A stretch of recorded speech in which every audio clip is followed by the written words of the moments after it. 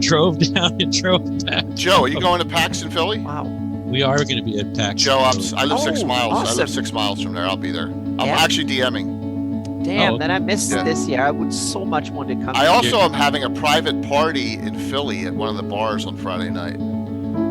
So if you're around, man, Okay. got nothing going. Yeah, this one we might do a little more at. We did Origins. That was our first convention post COVID, and because it wasn't a vaccine mandate kind of thing, we kind of just kept to ourselves. We didn't game with other folks. Whereas with this having the vaccine mandate, we might actually venture out. Yeah, you have to have you have to be vaccinated for this one. You have to have show proof Yeah. to get into Do these. you going to go with a booth so Equal Ideas will have a Yep, booth? yep, we're gonna have a booth. Awesome.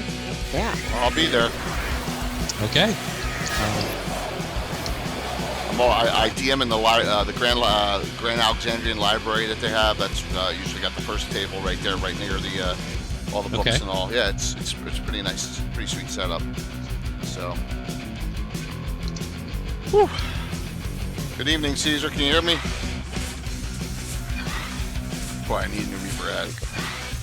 See, it's not just the frogs there, Alyssa. it's all the Reaper's eyes like 2 years old, you know.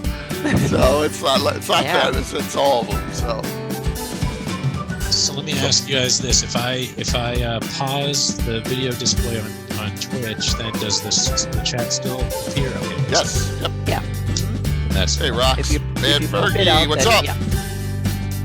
Awesome. Awesome. I know we're early, but I got the ads running up and running. We're in good shape. I don't look like I broke anything tonight. I was worried, like I had that feeling all last night when we were playing, and I couldn't figure out what it was. But now, good.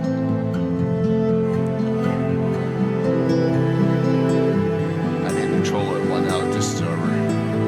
I haven't gotten the book yet, though. I haven't gotten my Kickstarter. I know they're shipping. So, oh, that's sweet. I always got to do this. I got to get the frog books out, right? That I have all these books, all these great books, Alyssa, Yeah, right? you have to have the whole Yeah, pile of stuff. the pile.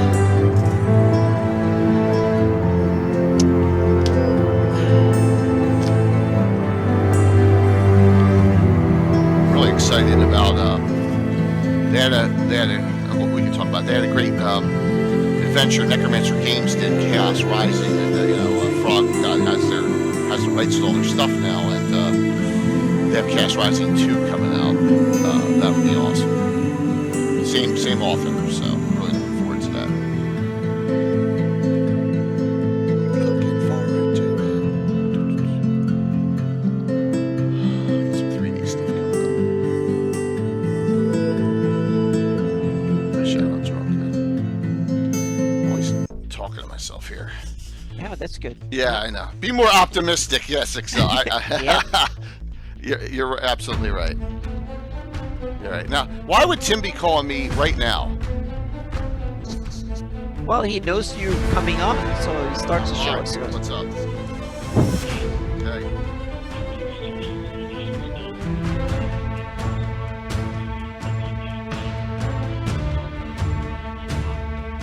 Good. Cool. Yeah, we have that. We have that, dude.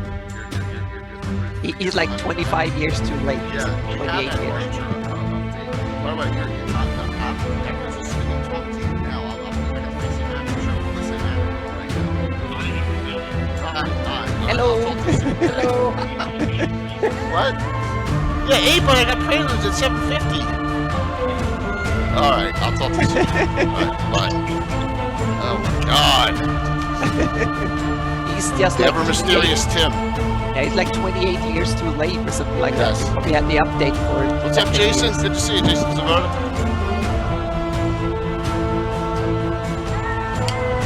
Gonna be over pumped up in coffee tonight, Is there any other way to beat things? too. Yeah. Well, I got my COVID booster shot like 5 hours ago. Oh, so I was just gonna go splat. yeah, if I kind of pass out here in an hour or two, then you guys know what's happening. Unless we have a call-in show. A phone call-in show. Well, my when I had gosh. my first shot, I didn't feel anything, and the second one kept me in bed for like a day and a half. So we'll see. I don't know what happens. Yeah. Same here. Were you Moderna or? Moderna, yeah. Alyssa, I gotta First do this one was right now. nothing, and I the gotta- second one was I was like really sick. I didn't know. I barely remember the day after. Well, let me add this.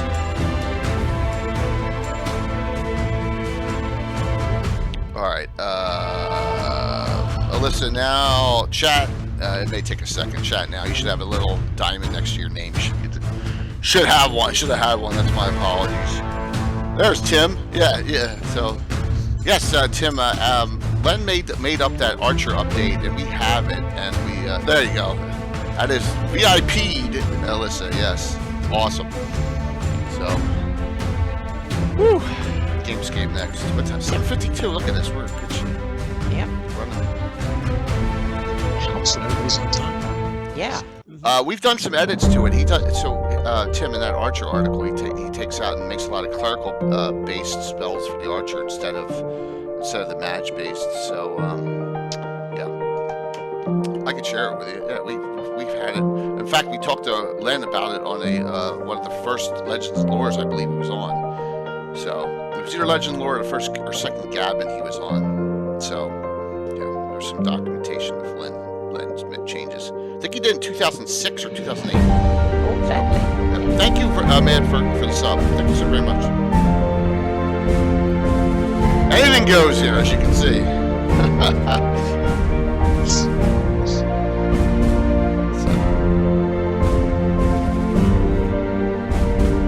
And then I always get my mother calling me, especially on like on Friday nights. Right in the middle of the street. And my mom calls, and I gotta answer it.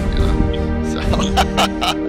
That's the good thing of having my mother in a different time zone. Yeah, it's different. Oh, the other side of the world. Yeah. Yep.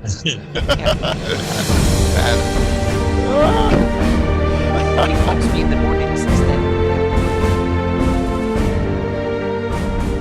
I have to have my smartphone silenced at night because otherwise it's always someone who's calls me or something in the middle of the night.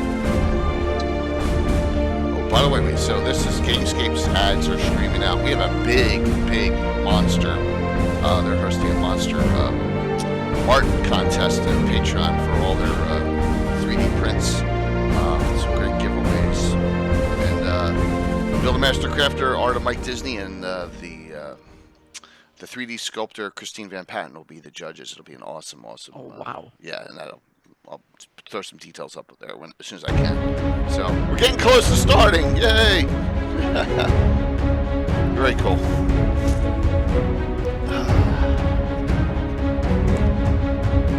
It's just a plethora of riches with all the things that are available. And the RPG industry has kind of exploded in the last 10 years. And there still seems to be room for it because people are buying Isn't it. that cool? Kickstarters are successful. See it. And yeah. It's awesome. Yeah, great things. Great things coming.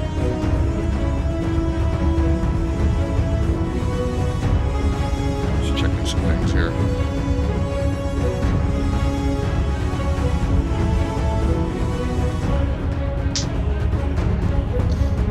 Okay. So everyone should have a really fun conversation tonight, and let's go to an empty screen here as we go. Nice. Our topic tonight, hexes. Is there anything more iconic, especially with D&D early on, than the hex-based maps? Some neat, the beginnings of what everyone associates with early Dungeons and Dragons.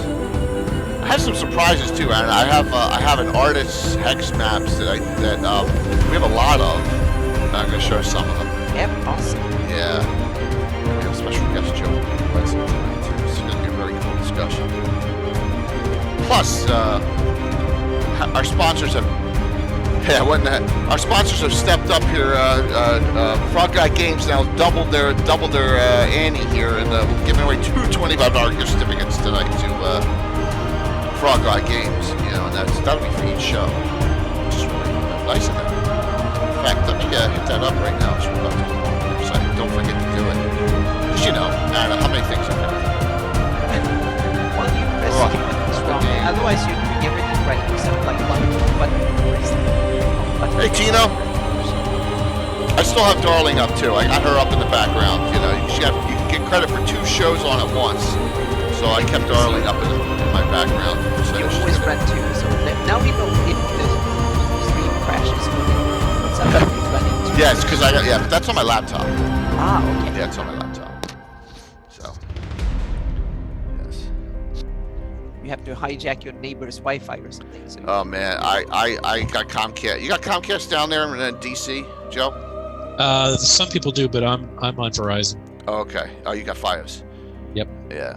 I mean, I souped up the Comcast, and ever since I got that 1.2 gigabit, it works great. So, all right, let's come live here. We're coming a few minutes early, so we can just babble a little bit here. So, good evening, everyone. Welcome to episode 6. 6 months of the Fantasy Mapping Show. I'm J.K. Lurkazum, but I got the normal partners in crime, the fantastic Alyssa Faden and the wonderful Anna B. Meyer. Hello. Special guest tonight, Joe Wetzel of Inkwell Ideas. Welcome. Hello. Thank you for coming on tonight. So, yeah. Thanks for inviting me, and lovely to be here. I'm really excited about the topic here. Excellent. I'm going to shut up for a lot of this. So I'm going to Anna Alyssa babble now and talk here because this is such an iconic topic. So Anna, Alyssa, take it away here as far as Anna, entry. kick us off, girl. Okay, yeah, I wanted to since we're into the basics, I wanted to cover a lot of the basics for the first like 10 episodes or so before we dig into too deep into other topics. So, and one of the basics I think is hexes. It's one of these kind of, if you think about fantasy mapping, and I think it has its roots in wargaming, hexes, that it came from there, and it kind of carried into D&D and other role-playing games early on from the wargaming roots to use hexes. And we all know the Darlene map and a whole bunch of other maps that kept the hexes.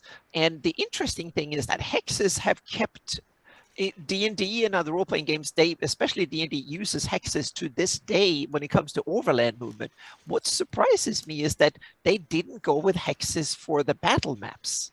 They switched to squares, and to me that is still a little bit of a mystery, because that's where I think hexes would be even better to have, because one of the coolest thing with hexes, and I think one of the major reasons they actually use them in wargaming, is that you get rid of that diagonal movement controversy and problems. It's similar movement in whatever direction you're going, so to speak. So I think that was one of the main reasons they use hexes. And then there's a whole bunch of other interesting reasons to use hexes too that we can dig into deeper. But love them or hate them, it's part of fantasy cartography. So that's why I wanted to bring it up, and I think Joe is a wonderful guest tonight. So please, Joe, kind of tell us a little bit of yes, please, who you are and what Inkwell Ideas are up to. Sure. So yeah, specifically regarding hexes, we started out over 10 years ago, probably maybe even close to 15 years ago, making hexographer, hex map making software, which made the maps in the Mystara style with of icons, something close to that. And then branched out into making a city mapping program and a dungeon mapping program. And then a few years after those were out, kind of we learned from what we had done and re-architected it all into something called Worldographer, which is essentially your hexographer too, but it also incorporates that world mapping or the dungeon mapping functionality and the city mapping functionality of the same program. And then in addition to that, we've branched out and we do these side quest decks, and we do NPC decks and all sorts of other accessories. Yeah. So that's who I am, the owner of Inkwell Ideas, and that's what we do. Cool. Yeah, because I've seen now you have other things. I got to know you from Hexographer and stuff like that, and seeing at cons and stuff. But now you do all sorts of, especially a lot of cool map making assets and stuff too. So that looks really cool. So yeah, so it's kind of all over the board in interesting map related stuff, and it Worldographer is also a capable campaign manager in a way, because you can store, not only do the maps, you can store all the cool information. Yeah, and I don't know how much the other programs out there really embrace that, but we try to, and we also try to auto-generate a lot of stuff. I mean, we can auto-generate the world map for you, or a section of a map, or a city map for you, for example. But then we'll also auto-generate. We'll start with cultures, and we drive religions and countries off of those cultures. We'll generate more cultures, and we'll put all that together in some data that you can then fully edit there. But pulling it back to the hexes, we also have functionality built into the program where when you drop a city on the map or a castle or whatever, you can click on that and pull up details about it. And if you don't have anything yet, it will autofill, like, how old is that structure, and what's the condition of the structure, and if it's a city, what's the population like, what's the classes like, do you have a lot of nobility, or do the peasants have all the control, all sorts of things like that, where we have a bunch of generators for that. Oh, that's cool. Yeah. So you're bringing data with the maps, which is that's neat. Excellent. So Alyssa, what's your relationship with hexes, so to speak? I've been kind of on and off, so to speak, a little bit when it comes to hexes. I actually wish I still had my first hex map that I ever drew. Yeah. But I'm talking about 85, something like that. And of course it was ink on paper. And my first exposure, actually Dungeons and Dragons and everything to one side, the first hex map that I ever saw that I truly fell in love with was Nippon in the Shogun boxed set. Okay. And it was like a 3-part fold out map. And I was like, oh, this is nice. This is nice. And I immediately went off and I drew one of my own. And that was the first time that I ever started playing around with hexes. Interesting. So, Alyssa, I got to go there. I mean, the game we both love is all. If you're not playing miniatures, hex-based BattleTech. It's all hex. There you go. Actually, see? no, that's fair. Actually, I should. You know what? I should have submitted a BattleTech. I forgot to. I forgot to put one of them up there.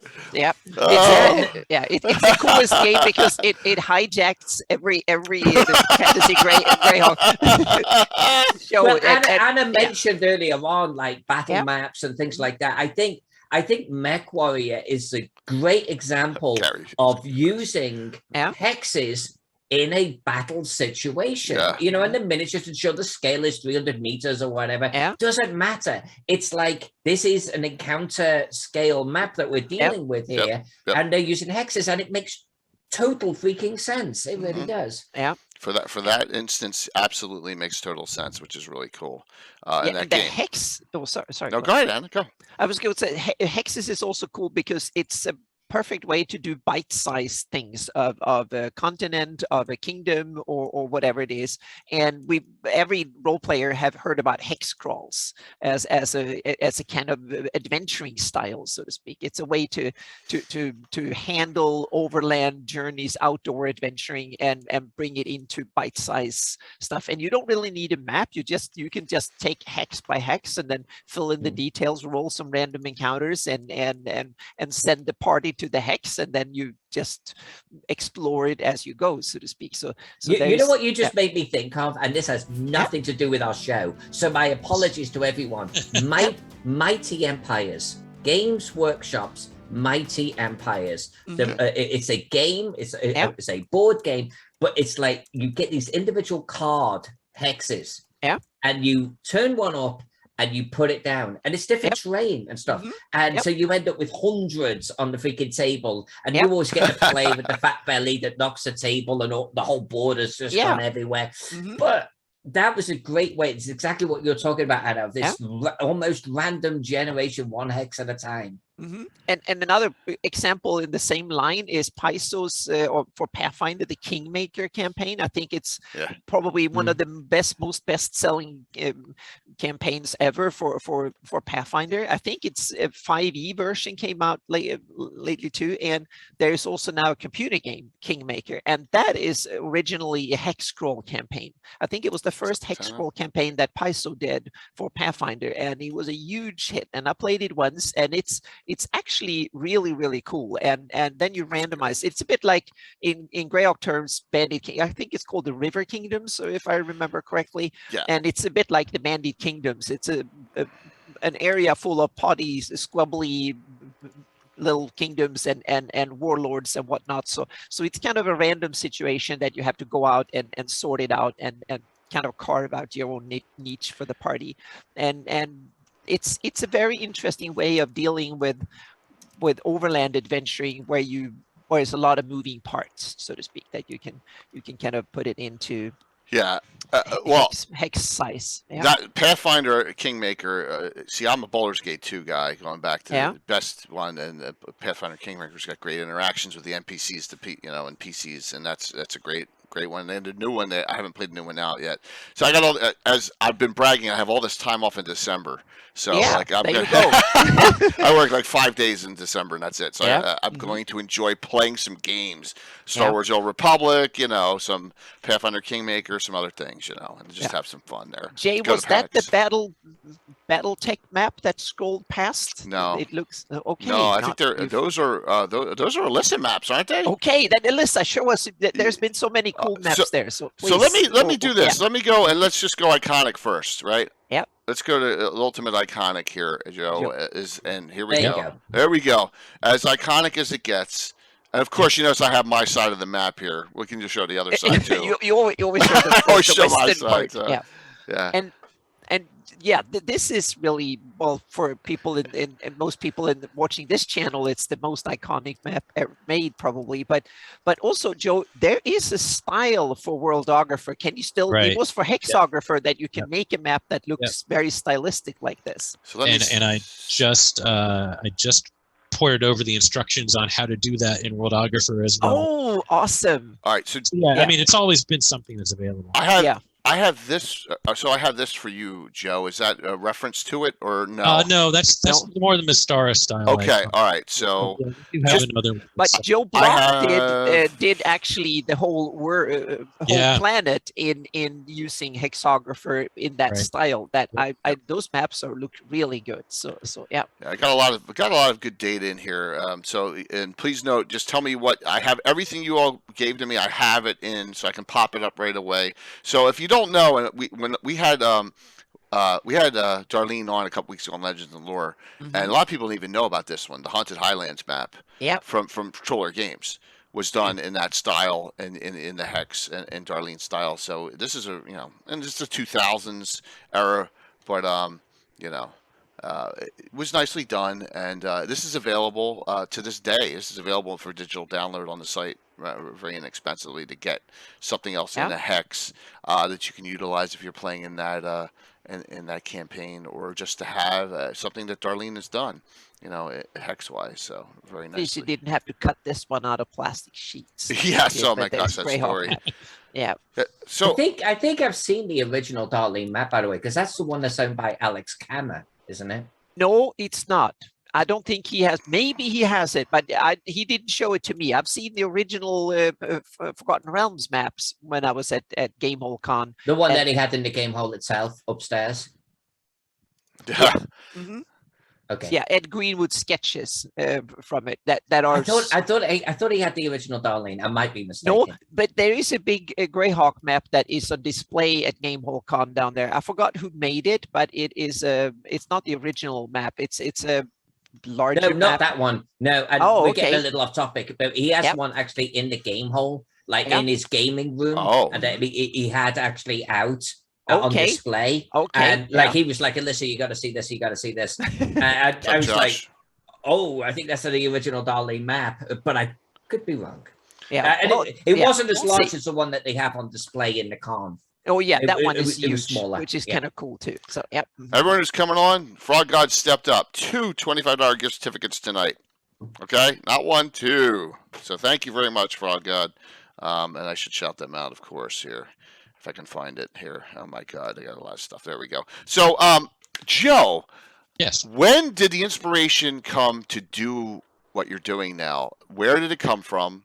At Sure. what point did you like? My gosh, I want to do this. Tell us a little bit about that. When I started Hexographer, I was actually working on a contract for DARPA to do a mapping system for soldiers going out on patrols in Iraq and Afghanistan, and it had a lot of stuff where you had you had networks that weren't reliable, so you had to have a lot of infrastructure, a lot of fun, interesting research going on regarding that. But I was the lead on the UI for this application, and I was like, gee, I'm learning a lot here.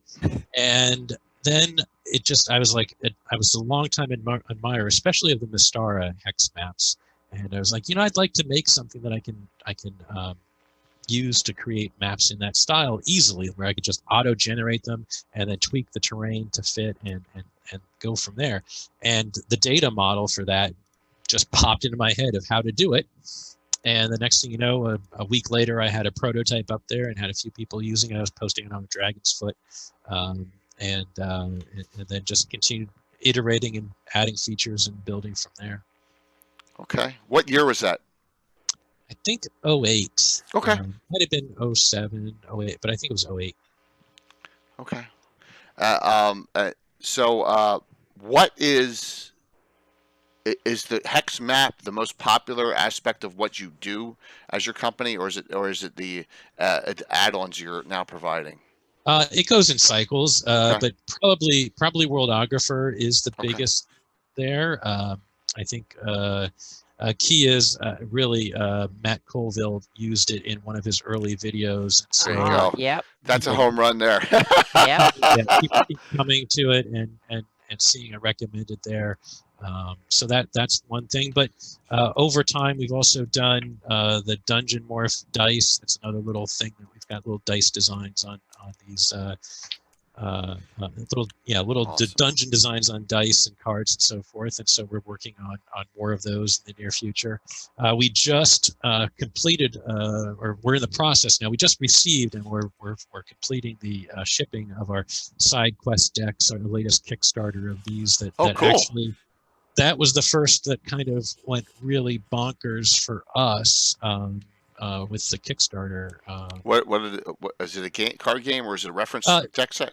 It's just an add-on for your games, a system neutral. Every card is its own mini adventure. You get a little bit of background info for the GM, 1 or 2 ways to get the party involved, several encounter ideas that you can pick and choose from, and then 1 or 2 follow-up ideas. That's one side is an outline, and then the other side is the main map area. And we built a lot of those maps using Worldographer. Excellent. Yeah. So Tim brings up a great point here, and Doc, I won't forget your question about what was the first adventure with Hex, but Tim, how Hex maps go lead to topographical information. So let's bring up a Legends map. How about that? Here we go. I have an ultimate, and this is as topographical as you can get if I have it on here. Whose is this, Anna? That is not mine. So I know. Anyone out there know whose map this is? I have another one. Yours? Nope.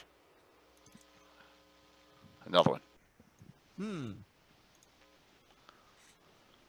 It's interesting to see how they are. They use basically the same method Darlene used. It's on the Greyhawk map. Is it Gasumba's map? It is. Len Lakofka made those. Okay. Oh, damn! I Yes, should have Josh realized Bob that. got them. Yes, there you are. I Len should have Lakofka realized maps. because I've looked at the topography. Yep. Yes. Yep. That's Len uses that. Len stuff. Damn, I should have. Yeah. Absolutely, and so Yep, and it's that the Len led style. to and here's another Len map with Hex. Yeah, that that he one used. I recognize Yes. because that's one I found and scanned in myself. So yeah. The Companions Incorporated. I guess they made the They made the hex sheets. They and made the he hex got sheets back in lots the of them, day. I Wow. think. Yep. Mm-hmm. So Yep. yeah, Len, exactly, Kataro. Len loved cartography. Len loved detail of cartography. And let me see. Here's a map of Nyrond as well from Len. It's all hex with Yep. the Celadon Forest. I mean, I had these when I first met Len. He sent me a whole packet of stuff, and I scanned it in, for him because he didn't have any digital copies. And this was all the great stuff he did in hex. So for some reason, he wanted to didn't share. send them to me. He didn't send maps to me. That was actually, I got all the maps very late, so to speak. I think I But gave when- these yeah. to the archive. If I didn't, Oh yeah, Josh, I I've apologize. seen them Okay. now afterwards. So, Yeah. so not But- the first two, not the first two you showed me when you asked, but all the rest I've seen. But see, Len has size of towns here, right? So we got some topography. Yeah. And he's got some other neat things on this. So he's really done got some detail. It looks like it's type. He typed in these names Yep. with a typewriter. He probably must have put put them it in- yeah, I don't know how he did that. But, but it's kind of some of them are regardless of the style, they are technically masterpieces because you have to realize a lot of them are done 20, 30, 40 years ago. So Yes. So we didn't have modern day technology or any of that stuff. One more to reminisce for Len here. Oh here, yeah, and that's definitely. this- That's his style of this town settlement mapping, so city Yes. mapping. Yeah. Yep. So there, and so we have some classics from our dearly departed friend Leonard. It's been about a year now, and just did some wonderful things. And I was so honored that he's got here 1 hex equals 20 feet. Here is the scale. So he has the scale on this map, and it was really nice for him to see that that when this topic came up, like, wow, I can share Len's stuff. So just wanted to put that up there that Len has done some really, really neat things. And I got a bunch of them afterwards, and his husband gave me. We've got all the leftovers, and we have to make sure that we can get them to the whole community. So absolutely working on that definitely. Yeah. So Alyssa, I know Hex is that ancient style there. What have you done, like game D&D wise? You got a couple that you shared with us here, and so you want me to pop any of these up, and we'll do a little round table on them? Yeah, I mean, I guess we can. Well, maybe we'll start off with one of my simplest ones, and that's the one that starts with the 77. Okay, Let's start with that. Sure. Okarim. Oh, look. Yeah. There, look. Josh just played this. Shentufui. Josh DM'd this. Josh Pop. Right? This is Luke Gygax's, correct? It is. Yeah. Yeah. I drew it years ago, though. I think they only did something with it more recently. I don't know. I mean, this to me is as simple and as basic as I can currently go, because then I start going off into stupid detail and crap like that. So this is actually... It's still beautiful. I was just going to say, this is gorgeous. It's and this is kind of what I was shooting for a little bit. I mean, Yeah. I wanted the just the black and white feel, nice, just ink on paper type of thing. You'll see that I've got that little bit of sort of coastline detail coming in because I couldn't help myself. I had to do it. Yeah. But unlike some of the other examples that we've seen a little earlier on, it's almost like hex maps can be one of two things. You can almost have a regular map with a hex grid over the top of it, where maybe roads are even going directly through a line, or you can have the approach where each symbol occupies a hex type of deal. Yeah. And I was trying to do more of that in this map. Like the grassland or the forest might bleed a little bit out, might blend a little bit into the surrounding hexes. But ultimately, I feel on a hex map, you should be able to look at a hex and know what's in it. What is the main terrain type? Is there a town or a city here? And you don't see two towns and cities in one hex. Well, maybe you do, but you know what I mean? Well, then you have the scale of the hexes off, so to speak. Then you should make like what you do in cool programs like Worldographer. You can actually have hexes inside hexes when you kind of zoom in. No, totally. But I mean, to me, at the start of the show, a hex map, I should be able to look at a hex and kind of know Yeah. What's in it? What is the primary terrain and civilizations and people and things I care about in that hex? It's like you don't see on this map me taking a building and putting it across hexes or on the intersection of 3 hexes, because that just starts to get confusing at that point. Yeah. So this was kind of just my humble little sort of submission to Luke for Okaram. Yeah, but I think it's cool. And one of the things that strikes me is that I rarely see a hex map that is only black and white or grayscale, because colors seems to creep in, because it's one of the easy way to distinguish hexes is to make them green or orange, dark green for hex, forest and stuff. So it's kind of cool that you take in a grayscale sketchy map and put hexes on it, so to speak. That's an interesting twist. I like it. I like the subtleness of it. I really do. It's kind of cool. Yeah. So as Gary Julian said, this is the kind of map that if you're playing and you're playing a TT, a VTT, and you just need to go show location and have a discussion, or playing at home, this is perfect. I mean, the perfect look, the hex, you get the ideas. As long as you have the scale, I mean, this is what every D&D player or DM dreams of having, just for setting up something and running with it. And so, yeah, absolutely. Joe, what were you gonna say? You gonna say something? Oh, yeah, you're just reminding me of, somehow it popped into my head.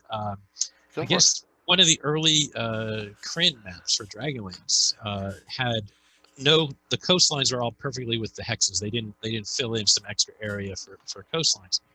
And apparently they then had a short story where one of the gnomes had a life quest. All the gnomes in the world have a life quest, and the life quest was to figure out why all the coastlines are perfectly formed. Oh, that's kind of awesome when you take the map and make it impact the adventures or the setting. What happens in the setting? That's funny. Yeah. Or so I've heard. That's like the guy in Hitchhikers to the Galaxy. He made everything with fjords. He liked fjords. Right, yeah. Why not? So, very cool start off here, Alyssa. And I know Josh actually ran this for Virtual GrowCon, which is really cool and ironic and great that that he ran this adventure. And probably did not know, Josh, that it was a Alyssa map there. So. Excellent. Very easy to annotate on top of this map. Yes. So, Gary, this is placed in Greyhawk. Josh placed this in Greyhawk, so we may want to do some coordination here. Yes. Mm-hmm. Josh put this in. I don't know if he put it near all and put it near the plains of the Paynims, but I know he placed this. I think he put it on the east coast of the Gulf of Gaillard. I think. Did he? The Paynim west coast. That's. Oh, okay. Geographically, that would fit fairly okay, I think. Okay. I don't know about politically, cool. because I know nothing about Okarim. So Okarim. It was cool. Anna bringing some serious knowledges right here. Yes. Well, I have a fictitious doctorate in Earth geography. Yeah. Mm-hmm. Yep. Yep. Awesome. So let's look at. What would you like to discuss out of yours? Where would you like me to go? Dig in. So, let's see. So why don't we look at?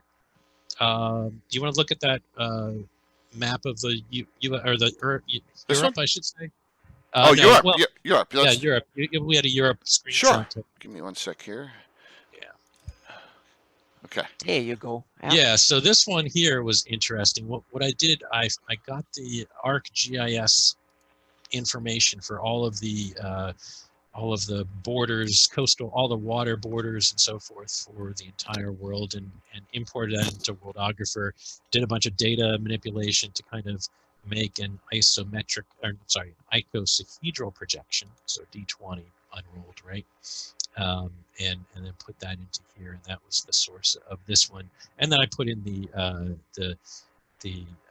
Mystara style icons on a higher level. What you're seeing is drilled down one level, so that you got that hex within a hex. So you've got 6 hexes across per larger hex on this map, and that's how that came It's so cool that you take in real data and you put it in like that. That's fantastic because Yeah, but I should say that's not a standard feature of the program. oh, That's, I will say, damn, I you custom- need to put that yeah, in because I can. right, well- then I'll put GIS data from Greyhawk, and then we can plug it straight well, in I and can auto work on generate it. pulling that functionality out into something exposed to people. Yeah. It's so how long did it take? It took about a day to do all of that Okay. manipulation and everything, and then it probably took another day actually to look at all the different.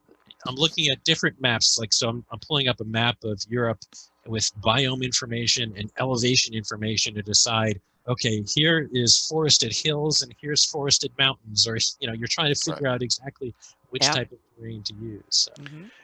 Are the rivers the most difficult because they don't follow the hex? Well, in this case, they were easy because that was straight from the ArcGIS information. Okay. So you just transposed that layer over. Okay, right. Okay, excellent. Because I know that Darlene always talked about, because Darlene had to lay multiple layers of just. Oh yeah, and she had to cut them out of a plastic film and stuff. Yeah, so and no undo any of that stuff. So that's a different era. Yeah, yeah, different era. One other thing I will say about this map that I've got functionality in Worldographer, which I think is kind of cool, and I don't really talk about it enough, and I don't really even use it myself enough, but all of the features on the map, in our case, I'm calling features, are your cities, your towns, those sorts of icons, can be tagged with like a date range. And so you could say this city existed from 1000 to 1500. And then you do a cert, you can basically customize the view of the map to what was there in a particular year. And I think that is neat. Yep. That is really cool. So this is, as I can see in this upper corner, do you have the entire world done, or is it just? Yeah. Oh, wow. The entire world is done for that map. Wow, nice. And that is such a cool, the D20 projection, icosahedral projection is, you basically, for everyone who doesn't know projections, it's basically to wrap a globe on a D20. And it's the kind of the role-playing game projection. Of choice. Because, exactly. And it's fairly close to it's much closer than a flat rectangular projection. It's not as good as your standard Mercator projection. Well, it depends, because the good thing with it is that the errors are evenly distributed around the world, which is kind of good. A lot of the normal Mercator and all the projections that we're used to seeing, they are tweaked to work in Northern Europe and North America, and the rest is often very when you get close to the poles. So I think the icosahedral is very evenly. You spread the difficulties evenly across the planet, so it's very, very kind of it's a great projection that way. The problem is that you cut parts apart, so to speak, so it can look a bit difficult to look at. And the main use for this is old sci-fi. In science fiction, this was people who played Traveler and stuff like that. I've seen this projection a lot from these and early there was games like Elite, whatever they were called, early sci-fi games on PCs and stuff back in the day, but they auto-generated stuff. They had this projection, and in science fiction related games and so on, it's been a mainstay forever, so to speak. In fantasy gaming, not so much, because it doesn't give the fantasy look, so to speak, in when it comes to The other place I saw it, so in addition to Traveler, the other place that I saw this that was pretty prominent was you had the World Builder's Guidebook, was a TSR in the mid 80s, which was done by, and I'm drawing a blank on the name, and I'm trying to name drop because he's the current studio head for D&D, right? If I remember. I should know him. I'm drawing a name blank on somebody that I shouldn't. This is an unpunched rise and decline of the Third Reich war game for. I want to take a look at the Europe for this. There you have classic war games. There you have with hexes. And all hex. I know that's probably games like that is probably the reason we have hexes so prominent in role-playing games, because they come from the players who played those games were the ones. Starfleet battles too. Yeah, that's right. Starfleet battles as well, Traveler as well. Look at the Caspian Sea. Very cool. Very cool. I just came to me out of Europe. I'm still perplexed that they dropped hexes and went for squares when it came to the movement in encounters, like when you have combat, so to speak. In third edition, there was actually rules, and Pathfinder also have a variant where you can use hexes for close combat and melee Is it and just stuff. a matter of easier to draw the square rooms? That's what I think it is. That's Square probably- paper, and is- yes, yeah, hexes are different. GURPS does use the hexagons for their tactical combat, but you've kind of got to squish the hexagons to get them just right, if I remember right. Yeah, hexes are difficult to draw by hand or something like that. You need to and it was interesting because I was trying to, for this show, I was actually figuring out, and I have the a link. I'm going to drop it in chat. How to actually draw actually how you draw hexes. There was an interesting website that has it. There you have the mathematical formulas and all that in order to draw, and that's something that Joe knows because he has a software that does all that. So but for laymen, and how you can do it in different tools, and it's more complicated than you think. Thankfully, most drawing program like Illustrator and stuff like that have hexes built in. But and now when it comes to it, and then people who've seen my Flanese map knows that I put 12-mile hexes first, and then we had then I made a 30-mile hexes because we know that the Darlene map have 30-mile hexes. But I started with 12-mile hexes for my own, and there is actually 96,000 something hexes on that map, and they all numbered in a special order.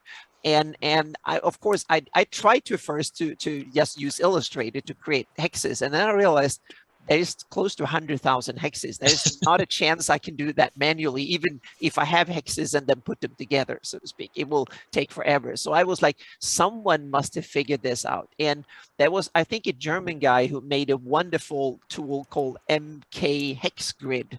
It's a little DOS program that you simply run on your computer, and you have a little text script file. So you open a DOS window, and then you run it with, and then you add the name of the text file, and then it spits out the results, so to speak. And it's a marvelous little tool because you can define the size of the hexes, you can define how many you want in either direction, and the orientation, if you want them like with the top like that, or if you want the flat. So I was listening to somebody had a great I was listening to somebody else's a podcast or whatever on hexes, and had a great term for whether your hexes are vertically lining up or horizontally. Yeah, I was going to say, well, is there terms for that? I think we should use this one: hexual orientation. Yeah, that's a good one. Yeah. Yeah, and also that MK Hex Grid, you can also add manually or like automatically add whatever numbering you want. You can put in whatever, how the series you want, so to speak, per row, and so on and so forth. So I wrote my little script and I ran, but the problem was that I couldn't generate all of them because the SVG file that it generated was so big that it crashed my computer. So I had to run it like 20. Crash your computer? Oh my gosh! It crashed my computer with 128 gigabytes of RAM in it, and so on. This, you have to remember, this is 6-7 years ago, so it was my previous computer. Maybe I've been able to run it on this one. So then I actually stitched together like 6 parts or something. So then I had to run the script and calculate, so I got all the numbering right, so to speak. That took me a week. So that was a lot of work to get that done. So now I probably have to do the same thing for the Hepmona land map. So I had to figure out how to solve that. So I have to, that's what the good thing, I dug into it for this show. And I'm going to post the link to that webs to MK Hex Grid maps. Yeah, because if anyone wants to do hexes for their own map and put numbering and stuff on it, that program I think could be a godsend to do it. And you can do it PNG with transparency. You could do SVG, which is even better because you get them vector, so you can scale them, and you can set the size in inches or millimeter, or I think you can use either metric or imperial. I'm not sure which. And I'm grabbing that myself, Anna. Because Yeah. honestly, I did a hex map recently, and it's Yeah. like, oh, this is a pain in the ass. Yeah. And I only had something like 100 of them to add, and I was Yeah. bored. I was so Yeah. bored at Mhm. 50. Yeah. Like, so that's going to be great. Yeah, it's actually a really good tool that I've discovered, so to speak, and it's free to use. So you can just download it and use it, and there's even a Linux version and stuff on it too.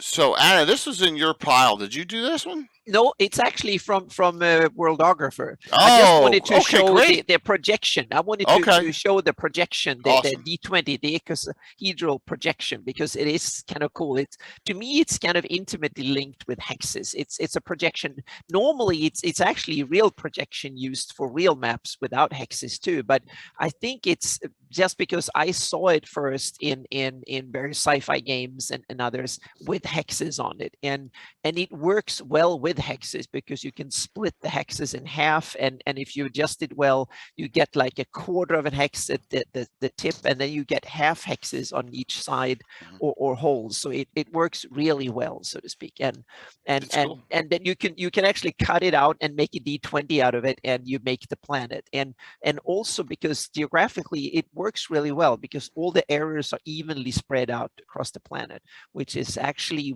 in that way, it's a great projection.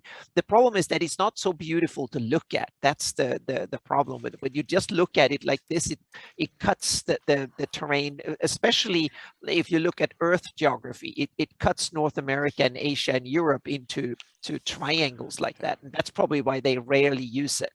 If most people lived in Africa or India or something, we will probably have, or Latin America or like Central America, we will probably have a projection like this because those areas are untouched, and then the polar north and south regions are split up. But yeah, is there anything yeah. worse than having a square map of the Earth and Antarctica's at the entire bottom all the way around? Exactly. Yeah. I mean, like, oh, Yeah. it's not that big. Exactly. That's why this projection Yeah. is actually very good because it's fairly accurate. It's equally accurate roughly around the whole planet, which is actually really Awesome. It's a rare to have projections that are that good. Yeah. Way. Very, very cool. Yep. So, all right, I'm going to jump into this. I'm going to jump into this with a map that I did. Yeah, Hex, please. okay? Please. I rarely do. This is going to show how bad I am with using just bad. All right. So I have two maps. This is Darlene's map blown up, and then I edited it with Corel Draw. So here you go, Hex. Mm-hmm. Yes, look at that. Yeah. The old Order of Ulick map, and look, Altamir is even on this map. So Yeah. I've taken in. This is you're my in level. good company because they had products published by TSR that did exactly the same thing what you did now. They actually blew it up and then used whatever tool to just add little details on it. So you did, TSR did the same thing, but they did it in black and white. Look at the Temple of Elemental Evil, T1-4 and several of that era. They did this too. They took the Darlene map, zoomed up, or like simply enlarged it and typed in Celine. places. Yep. There you go, and there's Celine, and that's it. So as you can see, I've placed. That's my limit. My limit of my technical capability. And thank you, Skagith, Dice Corner. Good to see you. Hi, Skagith. But from this, we at least Anna and I, when we started putting the edits in, we had we knew exactly where everything went. So that was a good thing on all that. But I just wanted to there. I feel like I accomplished something in 6 shows. I showed 2 maps, right? So very cool. All right, so oldest game that you recall in D&D, Doc Shoulder asked, is it D3? Is it the Underdark? Does anyone know of one before that? So, and that is this map. Okay, and this is the map you get when you go into the Underdark. Is this the oldest that anyone... Will we see the turtle? Exactly. I know, they're going to bust my stones now about my South Jersey accent there, Joe. So, yeah, the Philly accent, the used guy's accent. This is... Anyone know of one older than this? I mean, the D series, this is so iconic, and this is like, you got all these weird symbols on here, and this is, each hex is a mile, if I recall correctly. Yeah. Underground, it's kind of interesting, and it's both good, great, G3. and bad at the same time, I think. It's G3 and D3, absolutely. Oh, we had a question for you, Joe, about did Bruce Cordell write World... oh, yeah, no, it wasn't Bruce. It's a Ray. It starts with Ray an R. Wininger. Yes. Oh! There you go. That's who it Yep. is. When you Okay. said Ray, then I Yeah, remember okay. the Something rest. like that. Yep. Mhm. Okay, Yep. great. Fantastic. Yep. All right. So very, very cool. There you go. That's so we believe, Doc, that G3, D1 through 3 is the oldest hex ones that we know of. That There might may be some when other it comes ones. Yeah. to D&D. That Okay. might very well be. Yeah. Okay. Yeah, Excellent. because we have to realize this is long before the Darlene map. So. That's true. Yep. That is true. Because they were in Yep, the late it's before. 70s. That's true. Yep. Excellent. All right, there, Alyssa. What do you want us to pop up on this? We have Blueholm. So Blueholm is. I've seen a lot the Blueholm publications on Drive-Thru RPG. Is it the same? It probably is. All three of these have something about them that I feel is a story to be told. Okay. Let's pop open Blueholm, because what the hell? There you go. Okay, cool. Go for So this was one that was not drawn as hexes, and yet you could tell the original was hex based. Yeah. That's the thing. Right. Yep. Yes. Like the Zoom islands and the in. coastline and stuff. Yes. Yeah. Okay. Yeah, so this was one of those where it absolutely wasn't given to the clan as a hexes, but his original was hexes. And so the net result came out very hex orientated. So I wasn't allowing myself to be bound by hexes. Doesn't matter. Net result screams hex. Yeah. And this is super, super, super detailed. This map was actually pretty damn big. I've got individual little tiny icons for all sorts of different types of buildings on here. And each one's individually drawn. So, like, there's nothing sort of copy pasted on this. It was kind of not an anticipated level of effort. Let's just say that. But yeah, I thought the fun thing about this is every time I posted progress on it, everyone would go, "Oh, it's a hex map." Everyone, it was like even the shape, the angle of the desert goes down. Yeah, Right. Okay. It just screams hexes. The way the mountains go just screams hexes. Yeah, but I think this map is a good example. Even that it doesn't have hexes, but it ties into one aspect of hexes that I think is one of the benefits of hexes, is that their angles actually make them very good for isometric maps, because hexes can be laid isometrically and still work, so to speak, really well as hexes, because those angles are close. So You know what that map works. reminds me of? This map. You ever played the Might and Magic games? Oh yes. Yeah. Oh It yes. does very much. Yeah, because you have you have the character you're playing. Yeah, that's what it reminds me of. So. Actually, yeah. Now you mention it, and I don't think I've ever thought about that before. But yeah. I love that game.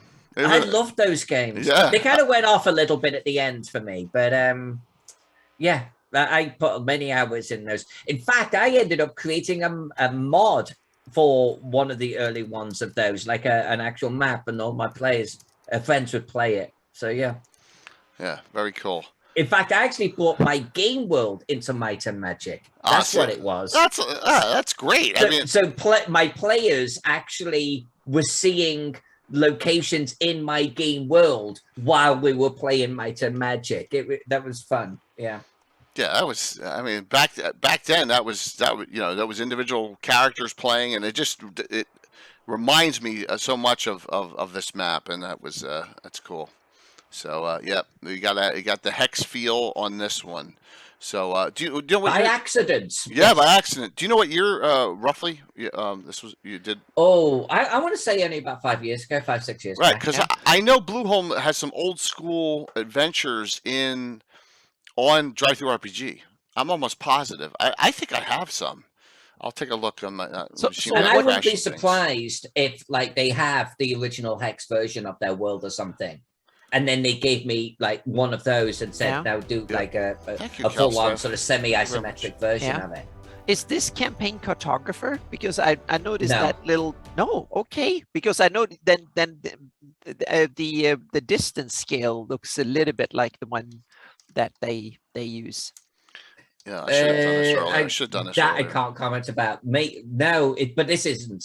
It isn't. But remember that this might even be a little bit older, but I came from campaign cartographer. I did ink, then I did campaign cartographer. So when I started first doing maps, there was a lot of influence from campaign cartographer. Sure. Yeah, it's a great tool. So I don't know how well they support hexes. I think they do. They have a hex overlay. I'm sure they have both hex. Okay. Yeah.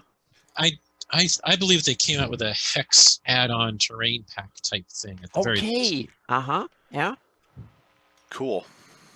So is this a hand-drawn Photoshop? Sorry. Or what was it? Yeah. Well, you know me nowadays. I hand draw in Photoshop. So okay. Yeah. Yes. It's hand-drawn, but using digital tools. But no, it was hand-drawn, and it had to be because this particular client was like, we want every building to look different. We want the dwarf stuff to look different and the elf stuff to look different than the human stuff. And by the way, we want towns, ruins, thorps, hamlets. I'm like, holy shit. Okay. You want everything. So that one ended up being some effort, that particular map. I'm not even sure you see it. That's unless you printed it like this, you're just not going to see the work that's in there. But you know, whatever. Hexes. Now I need to ask you the London Cthulhu London map. Will that have hexes on? No. Or yes. No hexes on that one. No. They didn't invent hexes back in 1890. Okay. So fantasy have hexes older on back in the day, but no, there's no hexes. Cthulhu has no hexes. But you know, actually, this is off topic, and you can't see it, but you see the actual behind me, this kind of like map title that's going on here. I got this. I was very heavily inspired by two maps from the period, right? And one of them had this wonderful line on it, and it goes, a map divided into half-mile squares and circles. It's actually got circles on this, and it has a little heart of London, and it goes out in half-mile increments. Oh, that's cool. Like almost like a little radius, like so to speak. And it's just the line itself. But it's like military maps that you use in military, because you have something called bullseye that varies. So the maps that are used by military and used for like 24 hours something, then you put a bullseye on it, and the bullseye varies from time to time, and references are direction and distance from bullseye. So there you can have maps with this has a little on bit of that going on. So it has this little bullseye, has this little half-mile increments coming out in circles, and it has a half-mile grid on it as well. And I was like, that is just so darling. I have to use that. Yeah. So but no hexes. Big Mac says London has a ton of road junctions called circus that are kind of a bullseye. As well. Oxford Circus and Okay. Awesome. Yep. Joe, I got a couple of your maps up here, and so this one is called classic note text. Yeah, well, the file name really doesn't have much to do. It doesn't tell you much about what's going on. Okay. So this is us. What we've done here is this is your classic Mystara terrain icons here. Okay. But as I think Anna and Alyssa know, Inkwell Ideas, I have a cartographer working for me. His name is Keith Curtis. He does a monthly, he helps us with our monthly Patreon, where we do new icons every month, and we also let people vote for a new feature to add to Worldographer. And this is one of those icon sets. This particular set, if I remember right, is our Persian world icon stuff. So all of these things have a look to them, or actually Mesopotamia, I think. So they all have that kind of a look, and we do that every month. We've done all these. Post the link in chat to the Patreon right away. Oh, good. Thank you, Anna. Thank you so very much. Yep. We do these. We've hit a bevy of different cultures, and now we've also started doing them kind of more terrain based. So last month we did a bunch of forest things, and this month we have a swamp things where we've done. We just posted a preview of swamp buildings and structure and terrain for a city map, if you will, in a town. They're starting to look better and better. Before it was like, oh, that's old Mystara and stuff. Now they're starting to look really good. Yeah. And so that this one here is the classic where we still take them. It's still Mystara inspired, but we increase the color palette where you don't have to have one color, for example. And then if you flip back to the other one that you had a moment ago, with this one, this is our isometric world style. So as Anna was saying about, you can do isometric things with the hexes. So yeah, we're just squishing the hex a little bit to do this kind of civilization computer grains inspired graphics set, if you will. And again, like I said, we did different themes every month, and so we had a Fae themed month, and so we made city and town icons The talking tree. Places of interest for the Fae. And what's good about this is you got well, look, Bridgewood Troll. The troll's right there, like lurking. That's awesome. Yeah. As you notice, with that you have multiple colors, palette selection. You got it looks like a little Viking ship here up on the Unseelie port, right, or some sort of So it's really great for getting some detail into an area map for a campaign. Right, so I could go back to that world map and I could put in Greek structures and so forth for the Greek locations, and Roman and Persian and so forth. Nice. How many different ones?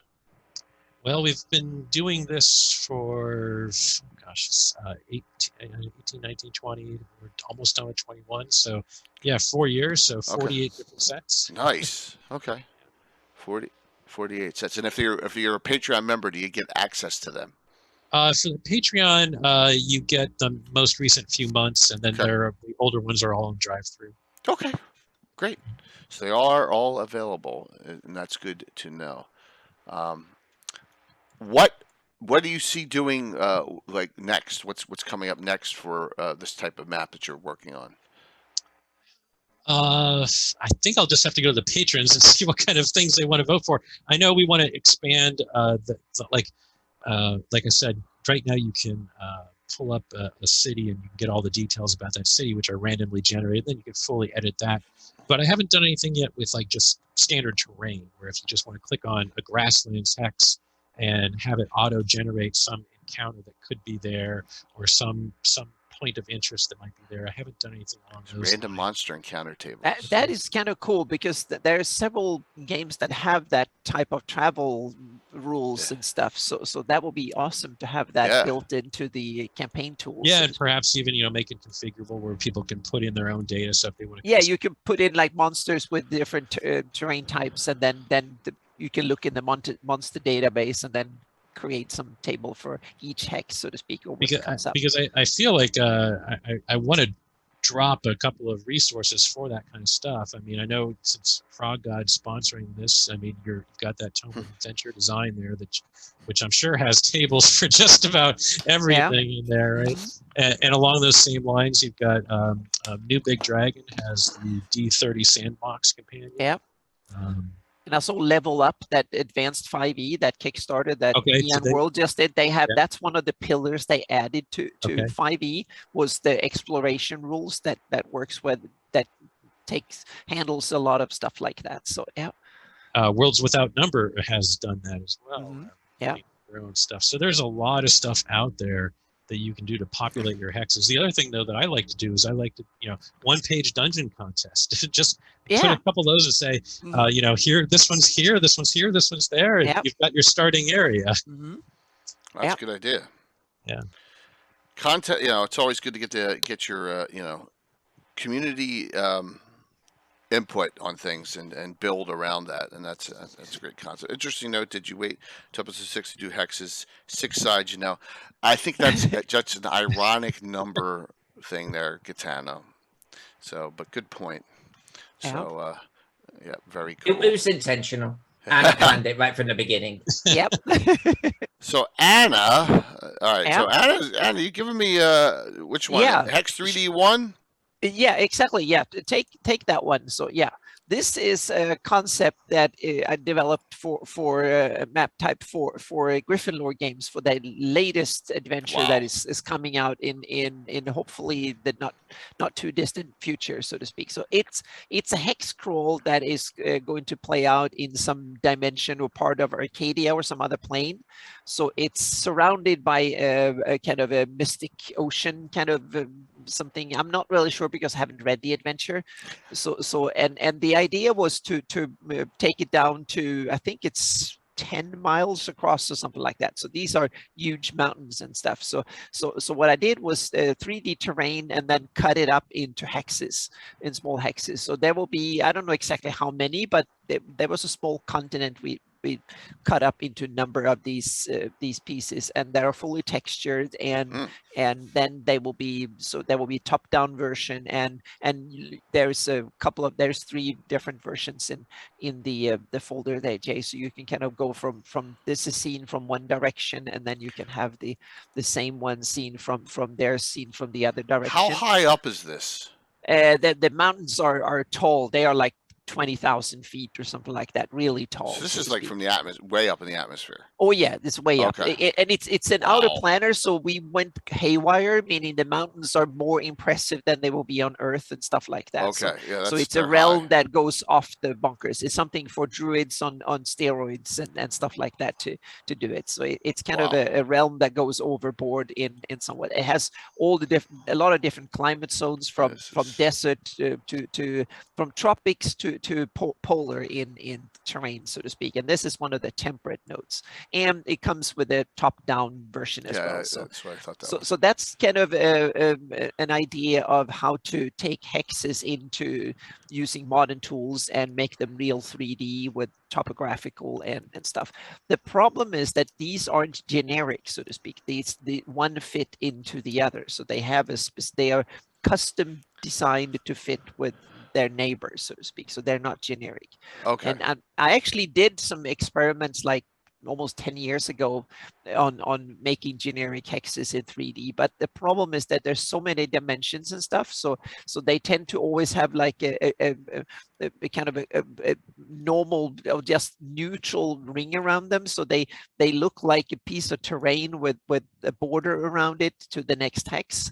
So that's why I said that no, we're going to make, for this adventure, we're going to make them unique. Do they fit each other perfectly? But we still keep the hex to tradition because the adventure module is a hex crawl.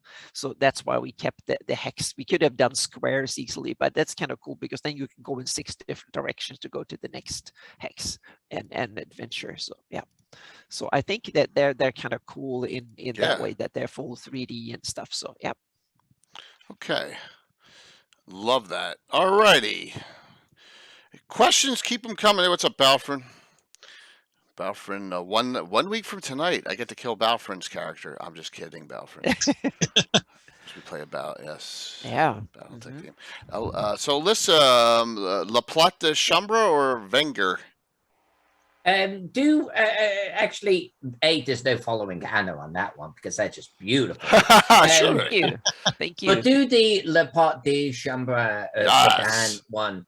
And because look at that. This is a little bit different, and if we can zoom in a little bit on this one, this was actually for a war game. A board war game.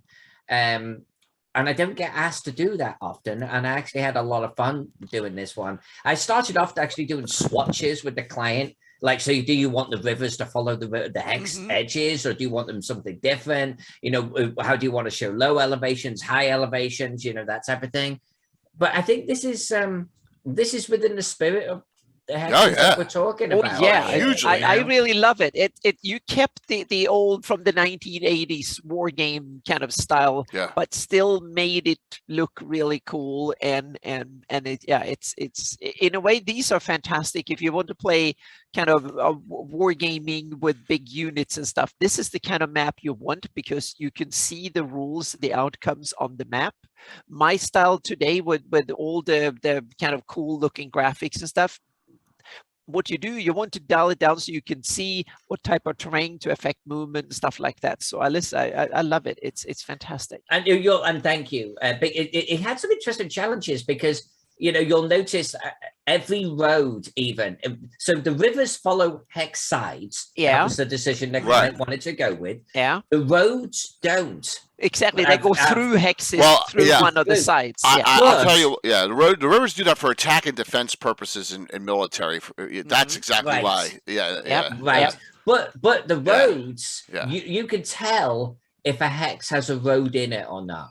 And there's no instance of looking at a hex going, is that a little bit of road in there? Right. So I was very clear, very distinct. Right. It either is road or it's not road, even though the roads follow the same shape as they did back then.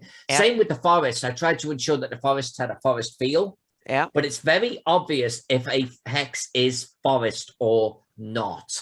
There's no blending or trying to really minimize it. Likewise with elevations too. Yeah, and that's a lot of cover, and I'm going back to our game, in Battletech, light woods defense, right? Movement through the woods, more movement rates. I'm just saying that's something you have to consider when you're playing this style game. Now, if you're converting this map into a VTT play, you especially need it, because then it's going to, whatever you're using, you may need to have it pre-calculated. Yeah. If you're in a forest or not. It's very important. So, and very cool. This is something I want to do. That's why I want to have all the data for my maps, because I can actually generate the basic for this from my elevation data and where forests are and stuff like that. So because that was one of the goals, is to try and make this type of map as well as one of the ideas, and that's why I want to use GIS. So a bit like Joe did with the hexes before, you can take the data and then you simply crunch it through and you get something like this, and then you can try and make it as pretty as Alyssa did, so to speak, because that's the other big challenge, so to speak, to make the data pretty. But I think this is awesome. Here's my question. I had fun with this. I would do more of these, Yeah. Question is are these real towns or are these fictitious towns? No, they're real. So the client on this went all out for historical accuracy, and he got some kind of historian involved too. Belgium, but he got them involved at the end of the project, and then that historian had changes, then another historian had changes. Of those. And I was like, there's more. Okay. But that is a subject for a future fantasy mapping show, because this map might refeature on that particular science episode. Let me guess, that file name for that, it ends with Final Update 3 for real this time. Yes. So actually, funny story, a little bit of a segue, because this is going to be a precursor for a future show that Anna and I do. I actually went all out on this one. I gave the client 6 swatches where it combined 6 different ways of handling roads, 6 different ways of handling elevations, 6 different ways of handling forest. You get it. And I was like, mix and match. Tell me the colors you want, how you want to handle these things. We did all of that. We got it final. We got it locked down. I did this whole map, and it's huge. It's a big map. I got it all done, all finished. And it was like, can we change how we're doing elevations? Yep, I've been there. Everyone who does this commission work for clients, we've all been here. And if you want to do, you have to be prepared that when you 80% in, they come and say, "Oh, can we change this kind of something fundamental that will bring up." I was like, you're literally talking about the ground. You want me to change? I've had things say, can we introduce a valley going through the terrain here, because I need a river cutting through this? And it was like, come on, I told you 6 months ago that now we lock down the terrain, but I thought a valley would not be difficult. And it was like, so, I'm not a goddess. I mean, I'm a mapping goddess, but I can't just carve land. No. So this was a fun, and we will get into the amount of revisions I had on this. But Gasumba, to answer your question, I did have historians coming to me, literally saying, okay, so I've reviewed the map, and there shouldn't be buildings in this particular hex, and oh my gosh, in this hex over here, and they got really dialed in. So I think that this map is spot on for historical accuracy. Is this Belgium or France? I don't know. Where's Verdun? Someone tell me. Verdun is in France. Okay. I thought it was French. Yeah. Okay. Yep. Okay. But this wasn't World War One. I think this was like a precursor to World War One. Apparently, there was. Oh, this is World some- War One. Oh my gosh, I thought it was 2. Wow. No, Okay. No. pardon. No. Oh, okay. I was thinking Battle of the Bulge stuff. That's what I was thinking, but no. Oh yeah, All right. that All right, was okay. Belgium. Yeah. But they probably had Ardennes another and stuff. scrap a few years later. Yes, but no. That's awesome. That's an awesome map. Mhm. Very, very cool. Joe, all right. So, what we got here, man, as we keep on bouncing around, having some fun here. So you have different types of maps here. How about this settlement? So Sure. you're doing awesome. Yep. That was a city map that we created as a promo for one of the Patreon months for probably also the Mesopotamian set. And that's something where in Worldographer I can just say randomly generate a city for me, and it will plop all that down, and then I can tweak it. It doesn't come out perfectly, of course, but I can tweak it and move things around, and it just generates that street network for me. And oh my gosh, That randomly generates a street network. Does Really? that randomly, and I had to relearn so much high school geometry for how do you Yep. Making sure that you can place your building so it is parallel to the slope of your line for your street. Wow. Mhm. Yep, all that kind of fun stuff. Nice. Very, very cool. So, Big Mac has a question, Joe, and we're going to ask this to you. What's the best coordinate system to use with hexes? Yep. That's really tricky. I just use a two-dimensional array type thing, and then I just stagger them based on You what just row. give each hex a number, and you go from the top left down, or No, not I mean, I just have a two-dimensional array. That's what I use. Okay. okay. Yeah, because the Darlene have a system where you have the top down, because it's hexes that are Yeah, they go what was the term? like Not that. the, and the, then not the point, not the point, but the point is on the sides and not up and down, so to speak. So you get vertical rows, and then you get diagonal rows. So Yeah, what you vertical do is so you have the vertical rows are numbered with a letter like A1 across and here, so then on you and so have forth. So angled, it's like angled, it's low, and then you have the diagonal are numbered. Oh, So, wow. so Okay. yeah. So when you have a hex, you have to look straight up, and then you have to look on the side somewhere, and it could be on the left side or it can be the right side, depending on, because as soon as you get low, then you have to look up to the left, and if you're high, then you have to look down at the right, because and that is very tedious to find it, so to speak. So Simpler labeling though. yeah, exactly. You don't have to label each hex. That was why they probably chose the system of having the labels on the edges. But since when I did my Greyhawk map, I have the version without hexes, and I have one with hexes where you actually have a little number on each hex, and that the number is simply the vertical row and then how many hexes down it is, so to speak. So that way it's a bit easier to find it. If you just have the number, you can kind of look around and find it, so to speak, fairly easy. You don't have to go to the edges and find it. But numbering hex coordinates are tricky, because they're, no matter what you do, it's kind of difficult to find the location. Patrick. Yeah. Yeah, Chuck is a little behind the ball like usual. Last second stuff, Troll Lord guy. He's, everyone else has their character concepts for next Friday night done, but except for Chuck. Well, they're trolls, so yeah, they exactly. don't plan ahead too much. Yeah. So my question is, building icons. Do you have dozens for this generation, like that you can utilize for someone who wants to go in and generate a town? So in our case, Worldographer in the free version for the city map stuff for cities and villages, there's probably 50 or so. Okay. Probably maybe upwards of 100 of your fantasy map icons. And there's 10 or 20 science fiction icons for cities, and 10 or 20 post-apocalypse and stuff like that. And then we have plenty more to add on from there. Do you use like, so you have you randomize them with color different or rotation and flip them and stuff like that? Oh yeah, too? yeah. Well, not with color, but with the rotation and flipping. Yeah. Yeah. That. But you guys, we were talking about Kingmaker earlier, and the first icons that we made for the city maps, for the buildings for the cities, were basically we just were like, oh, okay. Kingmaker made a tavern that was sort of a hexagon shape type thing. So our tavern's going to be hexagon as well. And they made a town hall that was this large of a rectangle. So we're going to do that. So we aped off of what they did. So Nothing that's wrong what with you that. do. You take inspiration from other cool stuff, and Yeah, that's how you do it.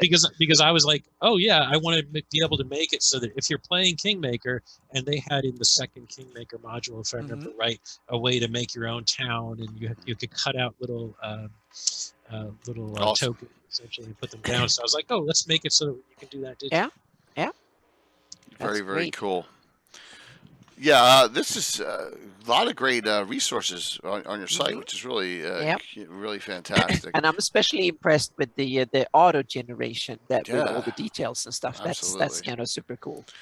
Yeah, definitely. Yeah, you're right. You got to learn some geometry for that generation. So really cool. So Anna, your folder is kind of empty except for one thing. My folder is empty, so it's I'm so happy that others can say my butt here. So, okay, yeah. So what is the one thing you have here that is screenshot? It's a screenshot from the MX Hex Grid. There you have the MX. That's the simple manual and stuff for that program that generate hexes. Okay. So, and I'll put the link in there again just so we can. So it doesn't generate anything but hexes.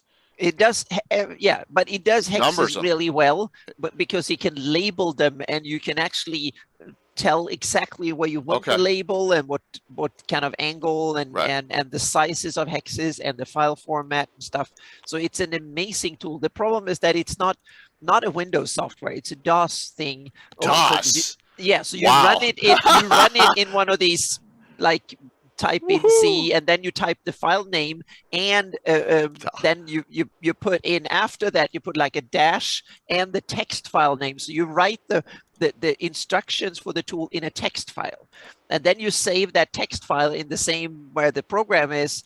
And then you run the program, you open one of these little windows with a C prompt in it, and then you type in the file, the mhexgrid.exe, and then you put like a dash or something, and then you put in the text file name, and then hopefully it turns and it spits out the results you want, so to speak. So it's very much like you did programming before Windows computers, like in the early 80s or mid 80s. I can see Joe's brain now going, what the hell? I was thinking of so many different ways you could do that. But but please, Joe, develop something, and I will buy it. I would love to have a Windows version of this. Would be perfect, a modern version. But because what it does is fantastic. It's wonderful at what it does, but it's very clunky to use, horribly clunky.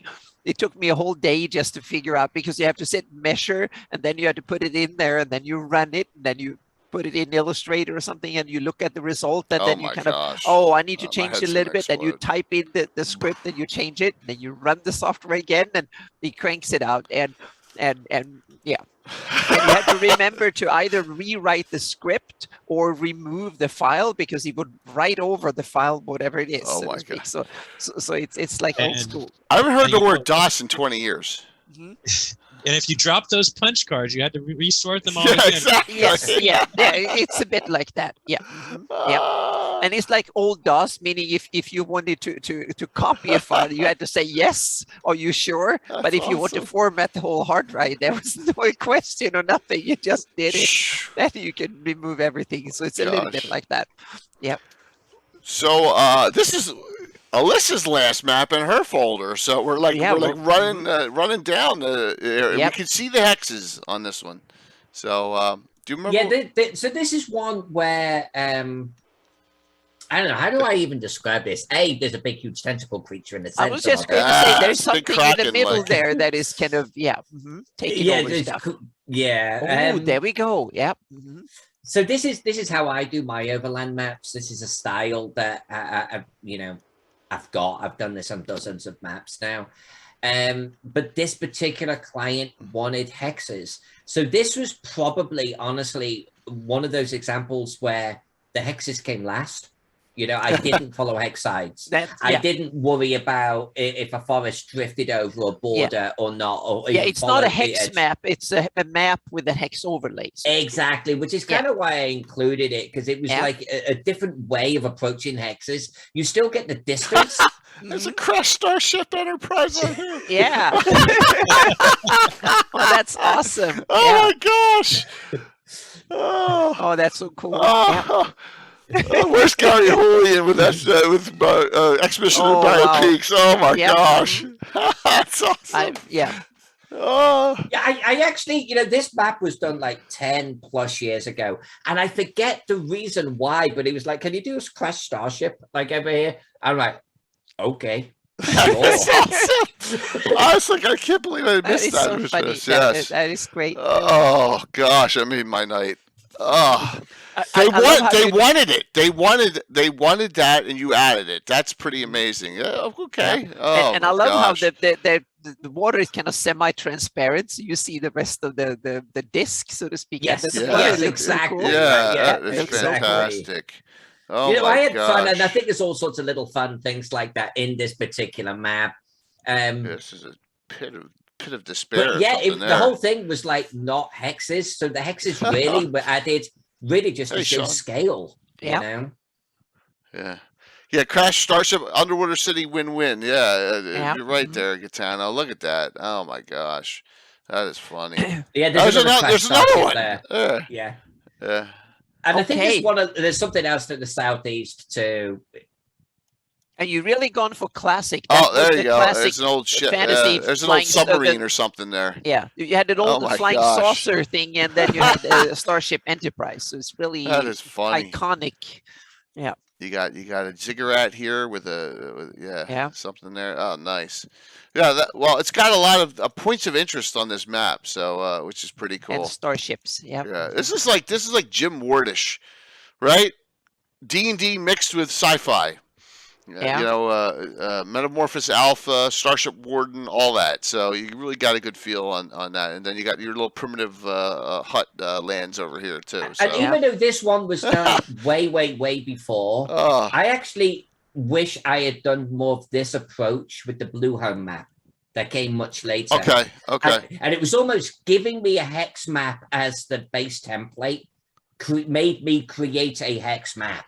But I think, I guess it depends how we're using it. I think I prefer this, where the coastline doesn't follow the hex sides. It breaks over them.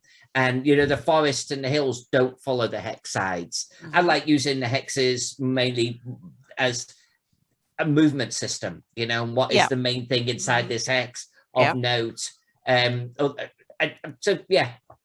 kind of like this. But hexes are great for that, for quickly get the reference of how far can you walk in a day or something like that. So hexes are perfect for that, because you can roughly calculate it in every direction. So that's why I think that cool. Almost all my maps, actually, I usually make them with the hex overlay, or I have one for my own. I have like a transparent PNG with hexes on it. So just so I can kind of, back in the day when I printed my maps, I actually had the hex overlay printed, so I could just put it on. It was not to find things, but to quickly get the distance between things. So yeah. So I'm going to. It just occurred to me something about the hexes there. A lot of people go with a 6 mile hex because in theory you can see about 3 miles, and so if you're in the center of a hex, you can see 3 miles, and you're roughly a hex. But it just occurred to me that actually that's not true, depending on the size of your planet, right? Yeah. So if you're on a smaller planet, you're going to see further, right? Or do I have it reversed?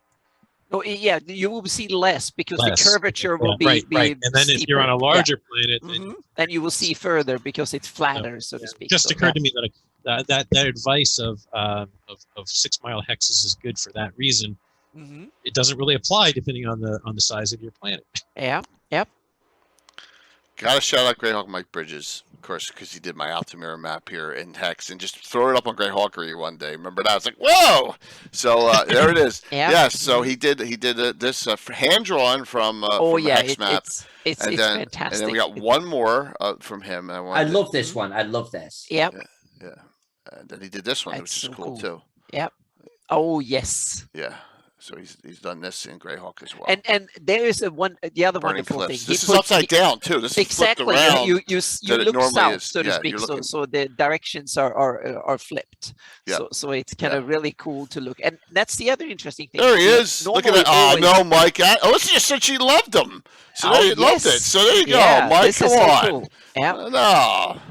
Yeah, definitely. So very well done. And all hand drawn. So on the Hex map here. And you know what I love about this? Because I can explain very clearly. It's crisp. It's clear. It has that lovely level of charm to it. It has almost a cartoon quality. The colors are vibrant and yet well balanced. It's like there's almost this comedic sort of touch with the icy sea and the wastes being literally sort of like raised sort of slopes there. No, it's brilliant. It's absolutely freaking brilliant. Yeah, and this style of map has something that normal, very accurate maps don't get you. Here, if you want to show someone what's there to find very quickly, this is the map you want to give them. Look at a theme park, a zoo, or stuff like that. They have maps that are similar in style because they want to show all the attractions. Points of interest. They don't, boom. Exactly. They don't want to show you that you actually have to walk over a hill 2 miles to get to that Ferris wheel or to the tiger's the enclosure or something like that. They want to show you all the cool things you can do quickly without obscuring them into unnecessary detail and stuff like that. So this style of map is perfect to quickly give you all the cool stuff that is there to see and explore, and that's what they have in and to me it's kind of amazing when you go to a lot of these shopping centers. They have boring architectural style maps of their stores and stuff, and if you look at them, even me who works with maps every day find them boring and I forget about them the instant I see it. If they had a map like this where you can see the different stores with funny brands and cool little cartoon figures that wave to you to come and look at them and stuff, you will remember that and instantly find all the cool stores you want to go to. But a lot of these shopping centers and some stuff, they have maps that are as boring as a hospital, and that's something you should make use of. This kind of cool inspirational style way more than informational, because that's one of these kind of, when it comes to maps, you have one of the dimensions for maps is, are they inspirational or informational or somewhere in between? And if you take my mapping styles are much more informational than inspirational. This is a map that is way more inspirational than informational. And a lot of people don't realize it, but there is one of these interesting, like when you navigate your car, you don't want to be inspired. You just want to have the information quickly and you can see it at a glance when you're driving. But if you want to figure out the cool stuff you want to entice your players with, it's an inspirational map you want. Not something to find the exact angle to go to something. So yeah.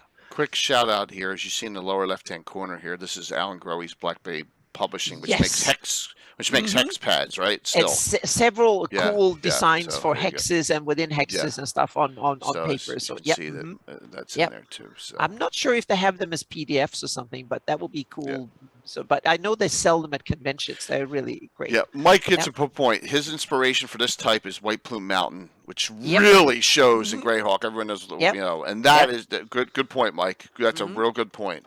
Yep. So thank you so very much for that. Yeah, so I think that is one of these kind of hidden dimensions that normally are not talked about, but very important in map making and especially in gaming.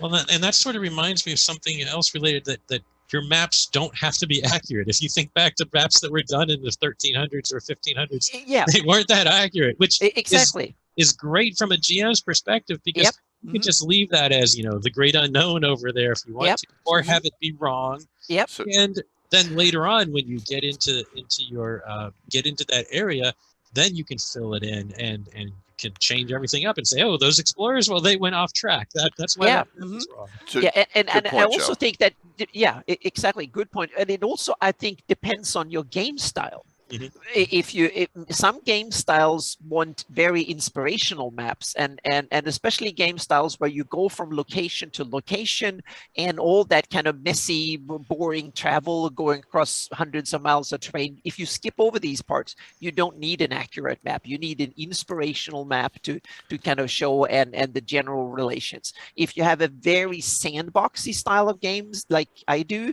then you often need a more accurate map with more details so you can describe all the stuff during travel. So it's very much your game style should have the map that matches your game style. What you need, so to speak, varies a bit depending on what style of DM you are. Great point on the both great points, and just I was at my house 2 years ago and saw. Yeah. I have the oldest thing I'll ever own. I have a map from 1680 from the French cartographer de Kuiper, and California is an island. Yeah, because the details, so to speak. Yeah, in the New World. So yeah, it's pretty cool. And Jay, you also have something that you normally don't think of as a map, but your gaming table with miniatures and stuff, that's also a kind of map. Yes, but in a different style. Yeah, true. But it is a kind of map virtual. Because exactly, because it's not. It's only accurate down to because some things are very accurate on a map like that. Yeah, but 600 feet in each direction. Exactly, but when it comes to elevation, then you simplify it and kind of make these set pieces in order to facilitate easy to move around and to make them into kind of bite-sized chunks that you can place on it, so to speak. Just like you do in any type of map, you have to make some sort of adjustment and sacrifices, and you emphasize different things. And the scale will be different, Orion. That's a good point. So my D&D scale on my map will be different from the BattleTech scale on the map because, a lot different. It'll be a different scale. Absolutely. Yeah. So, Joe, this is a hex of a temple? That's true.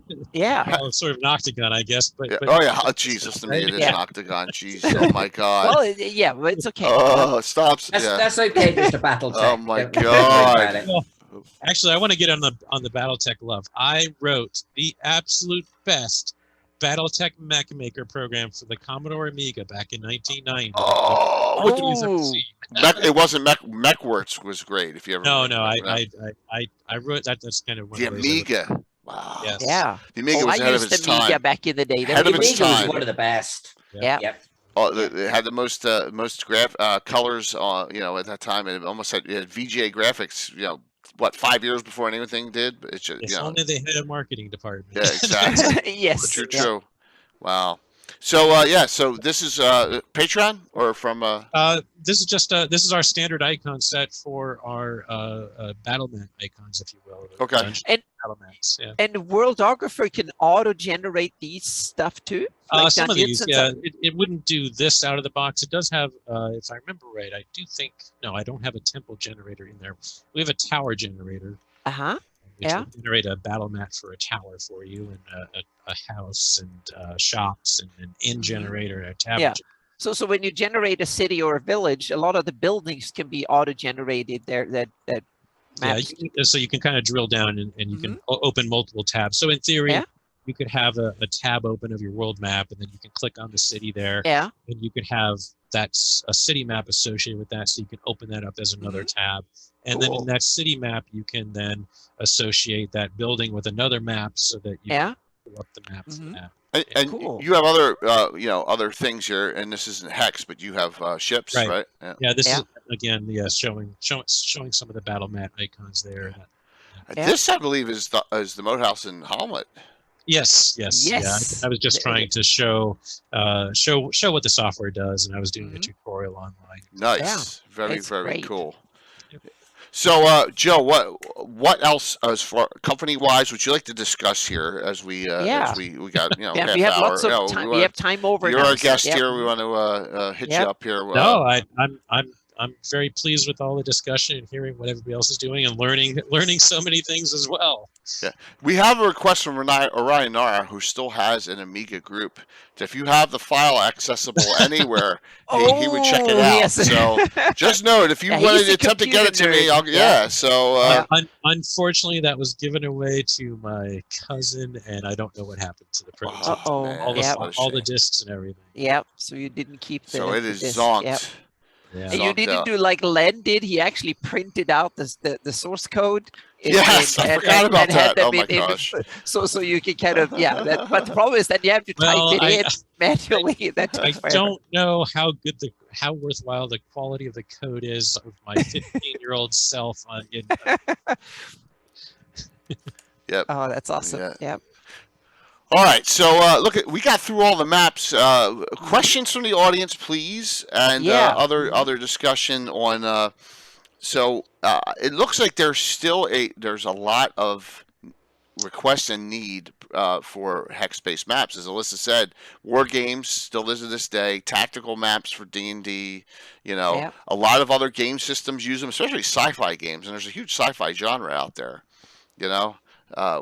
Which is cool. So it's not gonna go away anytime soon, which is great. I'll keep hexes even in my GIS. I will keep hexes in use, so to speak, and program it in using QGIS, something to create hexes. But I will probably switch to a GIS based location, so you can tell where things are in the world of Greyhawk due to a GIS location number. But I will definitely have hex overlays that we can use to calculate travel and stuff, because it both ties in nostalgia and it's also very effective to use it. So they will come with the hex overlays still, so to speak. And now I have Hepmona Land. Now I need to figure out how to so I probably have to make a Hepmona Land map with a separate map with Hepmona Land hex numbers. So I have to take that MX hex grid and run another 2 days to put hex numbers and stuff. So we'll see. I'll see. That will be something I have to see if I can actually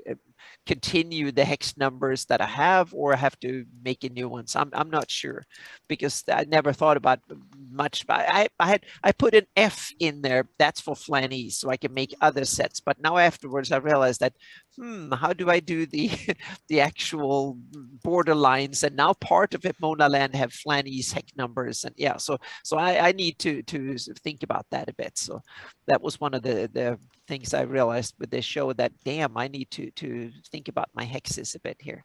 I have to sort it out. Yeah. Alyssa, comments? Comments? Yeah. Do you have Hex Map Projects or something that will be? Well, Hex no, maps I coming don't, up? because I don't typically get asked to do it. I do have a wonderful little sort of geomorph project that I'm working on right now for a wonderful little gentleman that I recently got to know a little bit better. Someone's laughing, so it must be. Oh, cool. But I'll let him talk about that particular project. But no, hex-wise, I don't do much with hexes, and I wish I probably had an excuse to do more. If there's certain types of maps I wish I could do more of, it's old style real world city maps. I found a passion in this one. I wish I could do more of that, but don't show that one to museum, because you get to do these full time, and we lose you from the RPG community or something. I don't know. I'm honestly thinking about drawing like Call of Cthulhu maps. Okay, there you see. Doing Masks of Nyarlathotep, Hetep, all of the locations. Well, you have all the capitals of the world. You need to do London, New York, and whatever, where Cthulhu is popular, so to speak. Get Mountains of Madness. Where did the players go in that? And drawing maps for that. I'm thinking about that. And sort of stopping taking commissions unless I'm from wonderful people called Joe. That's what I'm thinking about doing. But hex-wise, I honestly wish I could do more like war game maps, like the one that I showed. Yeah, that was so cool. It taps into the historical aspect that I love doing. And you've been a war gamer very much. Right. And I still am a war gamer, exactly. Yeah. I think if I can combine history with a project I'm working on, I start to love that a huge amount.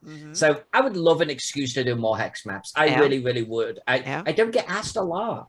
I don't know why. And now when I saw your implementation of that awesome wargaming map, I was thinking I would love to have that style of Flanese for Greyhawk Wars game, make a new version of it, and have someone do it and make the Greyhawk Wars in kind of a cooler, more modern version, so to speak, or modern meaning a new version of it, and so that's something to because people have asked me, can you do a new map, my style of map for Greyhawk Wars, and that's something I would love to do, but I realized if I have GIS data, I can probably make it easier and better than to hand crank it from the get-go, so to speak. So that's something that will be hex based, very much hex based. And well, not necessarily. The old Greyhawk Wars had each country was its own little hex, so to speak, or not in shape, but its own little area, so to speak. So you moved from realm to realm.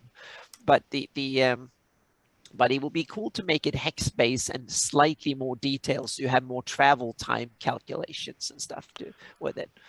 2 questions. So Big Mac asks, Greyhawk Risk, yeah, with the countries changing over time to swap details, I don't think that matters now with layering, does it, Anna? Like a hex-based map may not necessarily be better than a regular map for changing over time. Not necessarily. You change over time, you have to kind of tweak, and it depends. If you make a map that is a hex map, so to speak, where things follow hexes, and you kind of you stylize things a bit, like you take the regular subway map. It doesn't, then everything goes in either north south, or it goes like this or something, and it goes in, and so you simplify it, and that's what you do when you put things in, like the Mystera maps and stuff that Joe had put in Worldographer and stuff. Those stuff, that's basically real world, but you stylize it, you simplify directions, and you drill down and say, okay, this one is a hill hex, and that's a plains hex, and that's a forest hex. It doesn't means there's tree everywhere in the forest hex, right? But you simplify it, and that's what you have to do, so to speak. And when you change things, I guess if a very simple map is easier to tweak things, the more detailed it is, the more difficult it is to move things. But on the other hand, it depends on what you move. A border, for instance, on my type of map, the border would really super detailed satellite image kind of style map. The border is just a line on top, so it's very easy to just move it. In a way, that might be more difficult on a hex style map where you have different colors and stuff for different countries. Then it might be technically more difficult to move borders. But on the other hand, if I want to change terrain, someone blows something up or send a huge meteor into the terrain, and I have to make a crater, that's more of a work. In a hex style map, you just switch out one hex and say it's a crater hex, and problem solved. That's quickly. So hexes have usually a lot of advantages. That's one of the good things with hexes. You can quickly just swap it out. If an area is ruined, a demon infestation come, you make them gray and you change the terrain type, and voila, you're done in 5 minutes or 10 seconds. So that's one of the beauties of hexes, is that there are bite-sized chunks that and often they come with standardized icons, colors, and stuff that you can just switch them out and you're good, so to speak. And my type of like satellite image maps, no, it's a huge undertaking just to shift something around. Here's a good question, and we'll let our guest answer this. What's the best mapping software to make hex maps? I like what you dropped in there. Yes, Worldographer. In the chat. Yeah, so I mean, we make Worldographer, and it's from out of the box. It's a hex map making program. I don't know. There's a few other. I mean, predating us, there was something called AKS Hex Mapper, which I think was also DOS based. So maybe you wouldn't think like that, Anna. Yeah, no, I wouldn't like it, but I know that there are a few others. But one thing they lack usually is that you have a campaign management built in, so to speak, going cool. Alongside the map making. So it's a 2-for-1, so to speak. That I think that's the cool.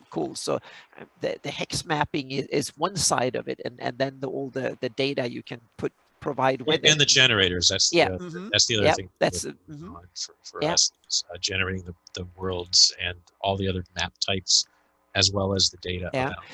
And one question: can you, in Worldographer, can you make your own hex like styles, meaning icons, and then With the pro version, then you can import your own icons, and you can also, Hey, Matt. in the free version too, you can even tweak the color schemes.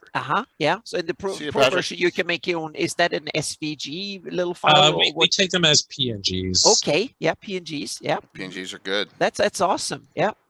Because I'm then I'm wondering thinking why about... I don't own this. I'm No. gonna go on I've been deliberately not owning it because I know that will be a rabbit hole. That will take me 6-8 months, and I will go deep down into doing it. So I'm going to, and the more I study it, and because I knew about it like 3-4 years ago or something like that, 4 or 5, maybe 5 years ago, and then I was in the effect of finishing my Flanese map, and then I've been so busy with it since. But I want to, and especially when I saw Joe Block's version, or that looks like the Darlene map, less artistic, but definitely the same style. And then I'm thinking that I want to do a kind of version of this, and to do it, and that's still on my to-do list, so to speak, and use the city symbols and stuff like that. I'm using it and add it as a style. And then Joe and me, we have kind of chatted a little bit at conventions and stuff. So we'll see if we can make something happen from this. Yeah. Cool. Yep. Well, I know we'll do some shout outs here, and I know we'll get through. So how's Warographer do with Sci-Fi 3 maps? Good question there, Balfram. So sci-fi, if we're talking specifically about like city and battle match stuff, we've got a limited number, but we do have some icons built into the program, and then we have some paid for additional icons to kind of do your sci-fi maps. Yeah. What about cyberpunk, that type of thing? So, cyberpunk, we for our sci-fi set, we did. I'm thinking particularly of our city.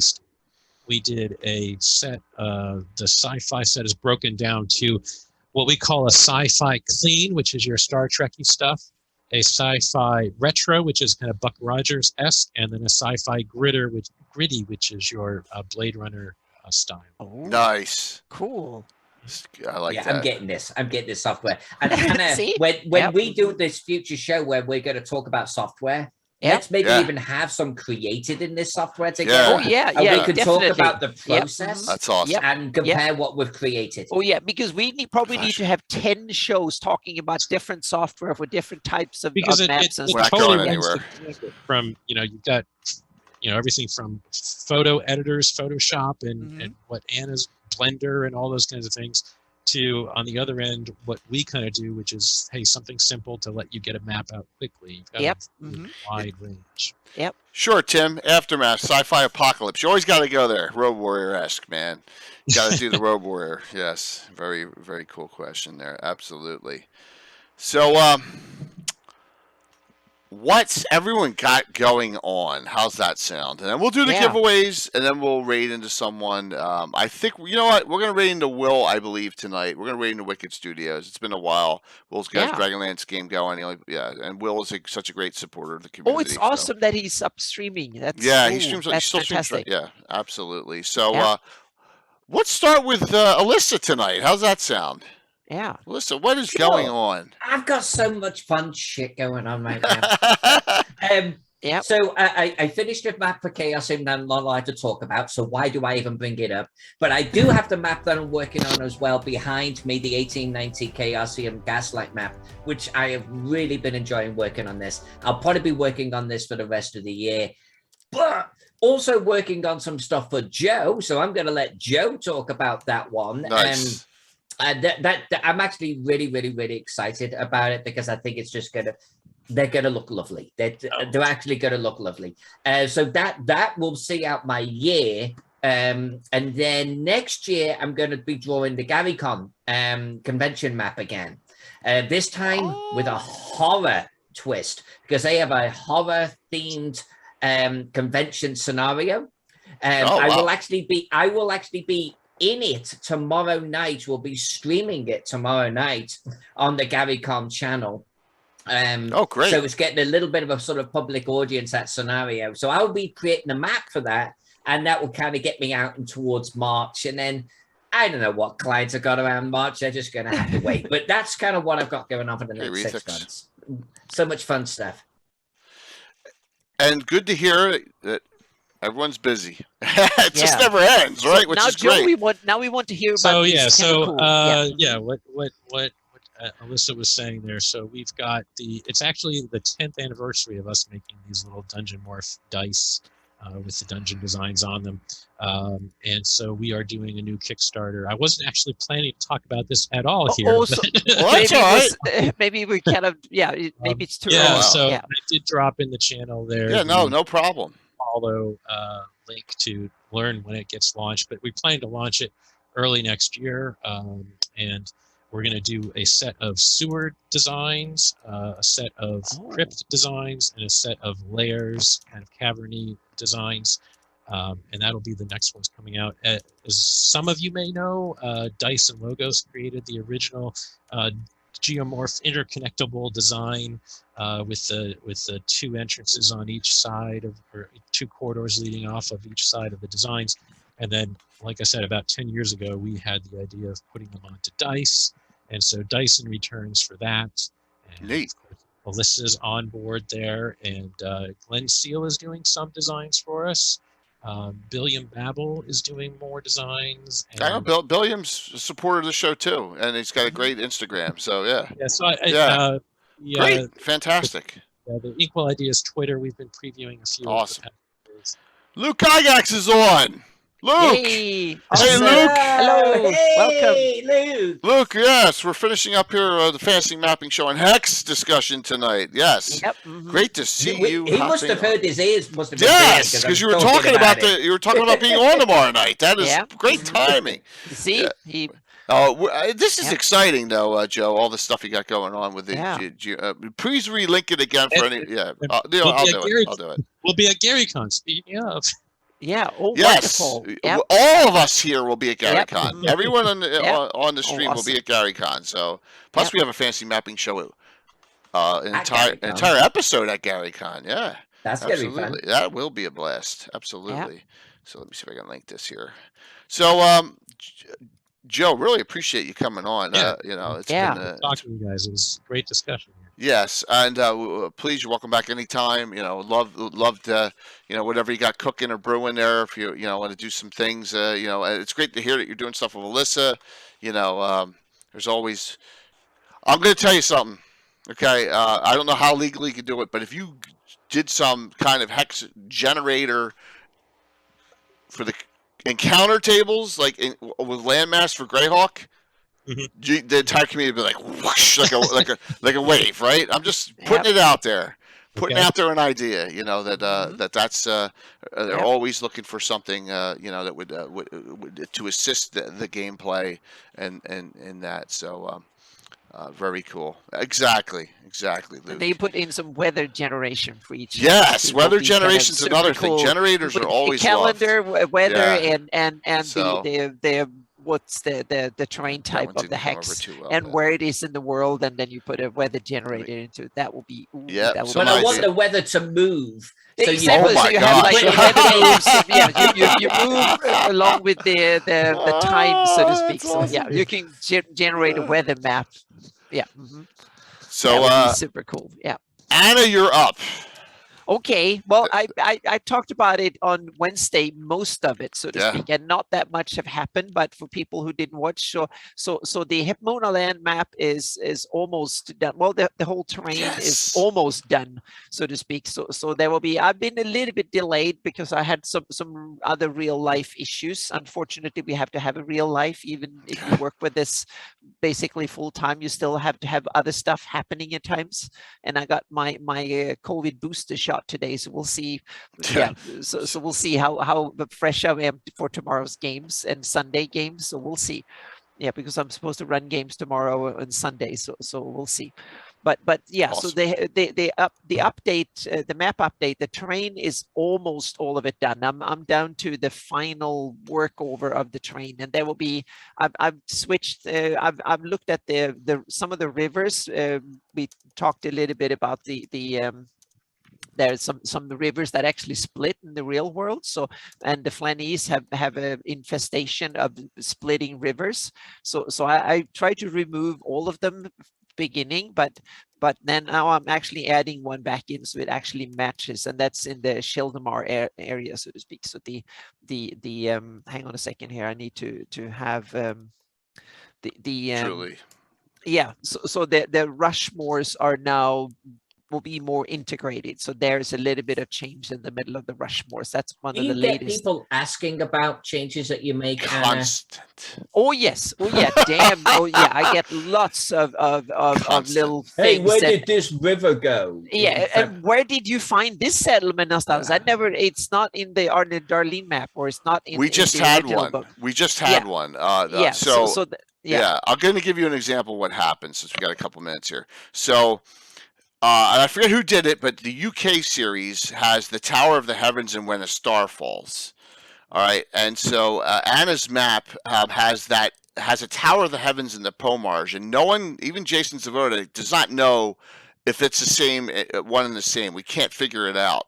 So this is the stuff that constantly. I'm popping up the map here just so we can switch to it, so we can get this discussion here. So if we go here, and this is the kind of stuff that happens all the time. So here we go. Here it is. See, there's the Tower of the Heavens. Right, here's Strandkeep Castle from the Gord books. Here's my stuff from Winchester's Bulwark from my campaign. But no, we don't know if this is the Tower of the Heavens from the UK adventure or not. And we can't find a reference for it. So this is kind of the things that, because Anna's put so much on the map, we just don't. Yeah, and the problem is that in the beginning, I just did it for me. I never thought it would be something for the whole world, so to speak, and the whole Greyhawk community. So especially these oldest parts of the map are the least researched.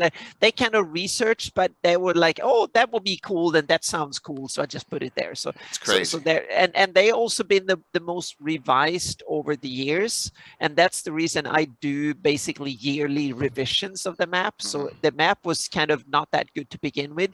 Now we weeded out most of it. So it's like the whole Greyhawk community. You guys are so awesome because you kind of pay me to make this possible, and you also are quality and insurance team because you go over it and you tell me all the typos and all the where the hell did you find that location somewhere, and I have to dig back in the archives and try and find it. And we have that Hatiska down in the Hula Marshes is a typical example. And I thought it was a Living Greyhawk stuff because it was added in a Living Greyhawk document that was sent to me. But apparently, no, it's not. It's done by hang on a second here. Yeah, because that came up on the website. I saw that. Yeah, right? exactly. And it's from Cannon Fire. So yeah, it's actually from a Cannon Fire article originally. So that's where it popped up first, and someone actually took it there and put it in to be used in Living Greyhawk, but it never made it into Living Greyhawk, and they might have refused it because someone else wrote about it or whatever. But it got bundled up in some Living Greyhawk stuff that was sent to me, and that's why I thought it was Living Greyhawk, but no, it's not. So sometimes even sources can be obscure, but I liked the idea, and it was an empty area, so that's why I went with it in the first place. So therefore it's still on the map, so we'll see. And now I guess not that many people have asked about where it comes from. No one have told me that it shouldn't be there yet, so we'll see. Yeah. Hey, leave it all. These can always be. Now that you have your Patreon set, where you can actually have Patreoning members that can edit. That will be that will be the big news coming out. So when I'm done with the map update, they will probably go across before they become public.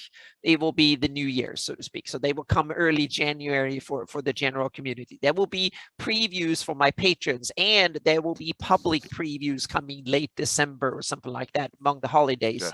So people can actually look at it and tell me what's wrong, so to speak. So we can fix a few things. So they will be 2022 versions, because I will not do a new version again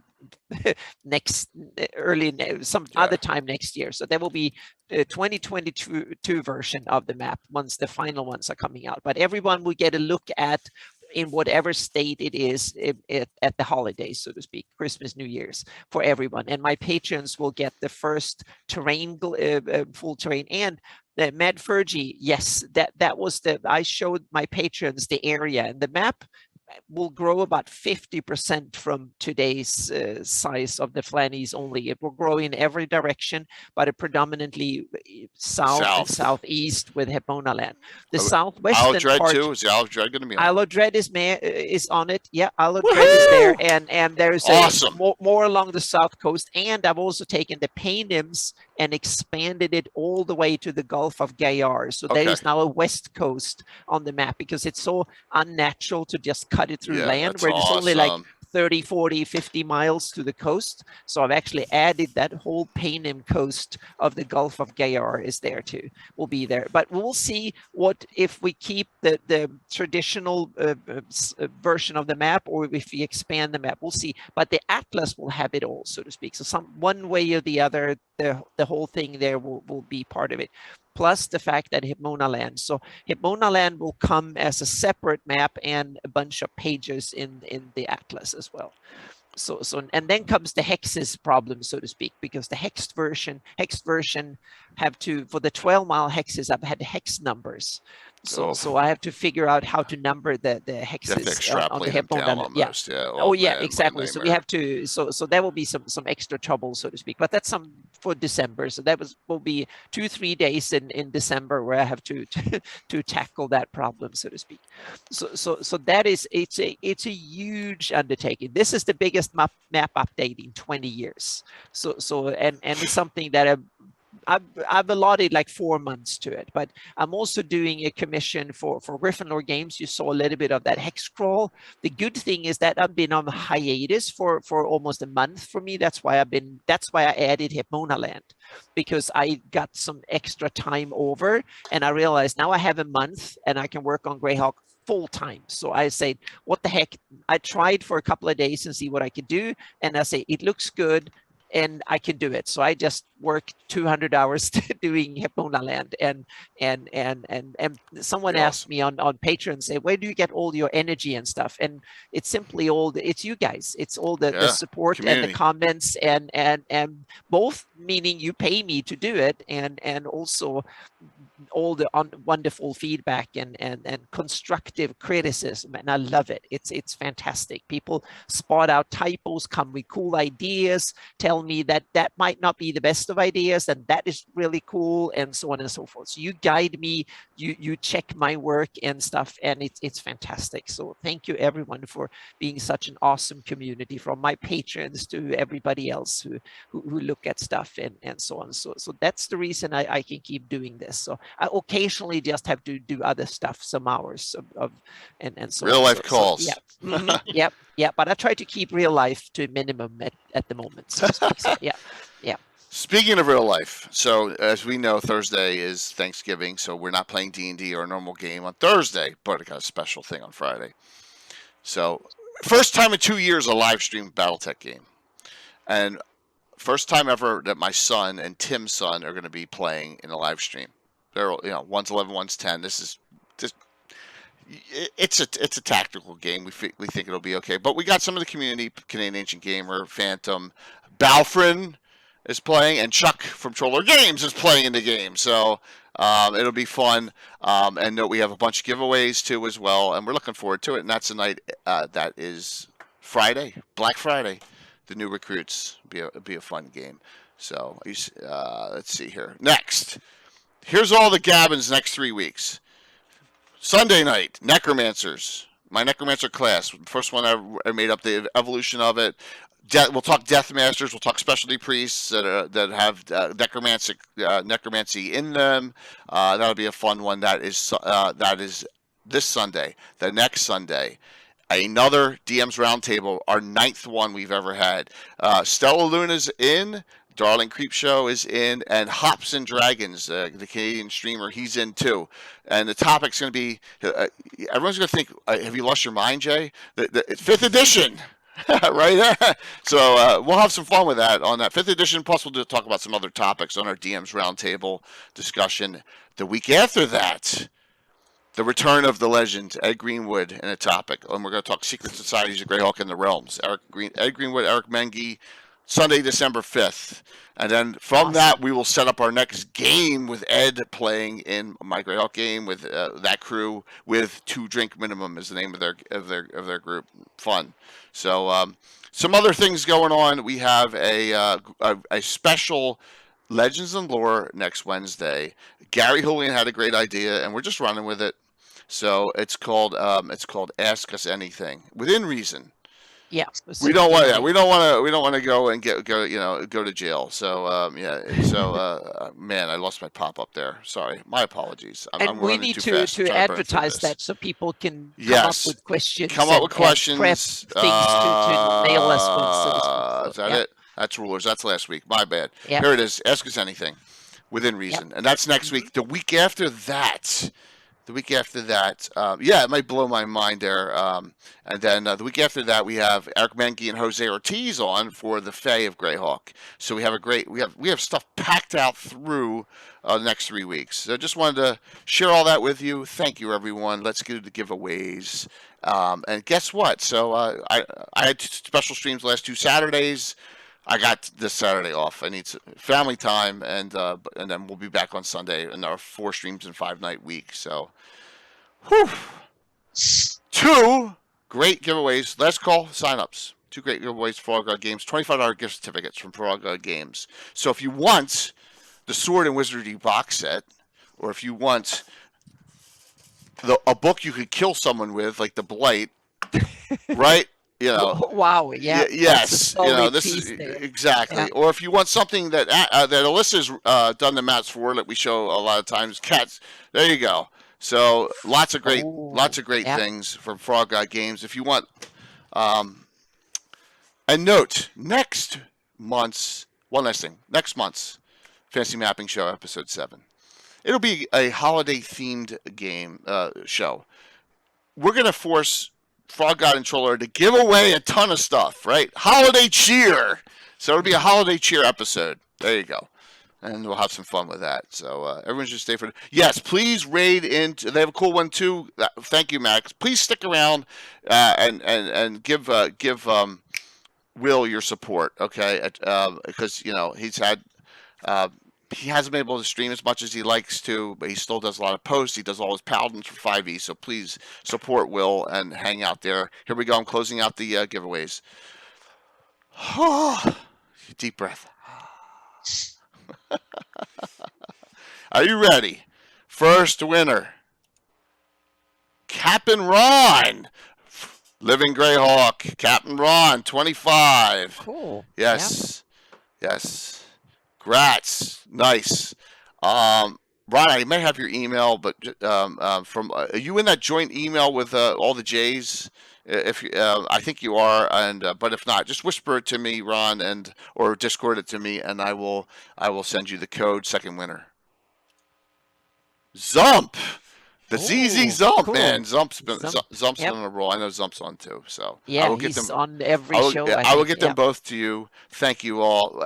I think this was our highest fantasy mapping show as far as viewers goes yet. Thank you. Oh, yes, awesome. Yes. Thanks. Yes, thank you so very much. Alyssa, thank you for a great show. Joe, thank you for coming on and sharing everything. Yeah. Yes, and thank you, Anna, and I'll see you in 2 nights. So just remember, doesn't matter D&D wise, whatever, play something, and that's all. Keep the community growing, and we'll see you all in 2 nights. Whew. Thank you, everyone. All right, everyone have a good one, and sit tight for a nice raid into our friends over at Wicked Studios. All right, I'm setting it up. Love to get them 70 people.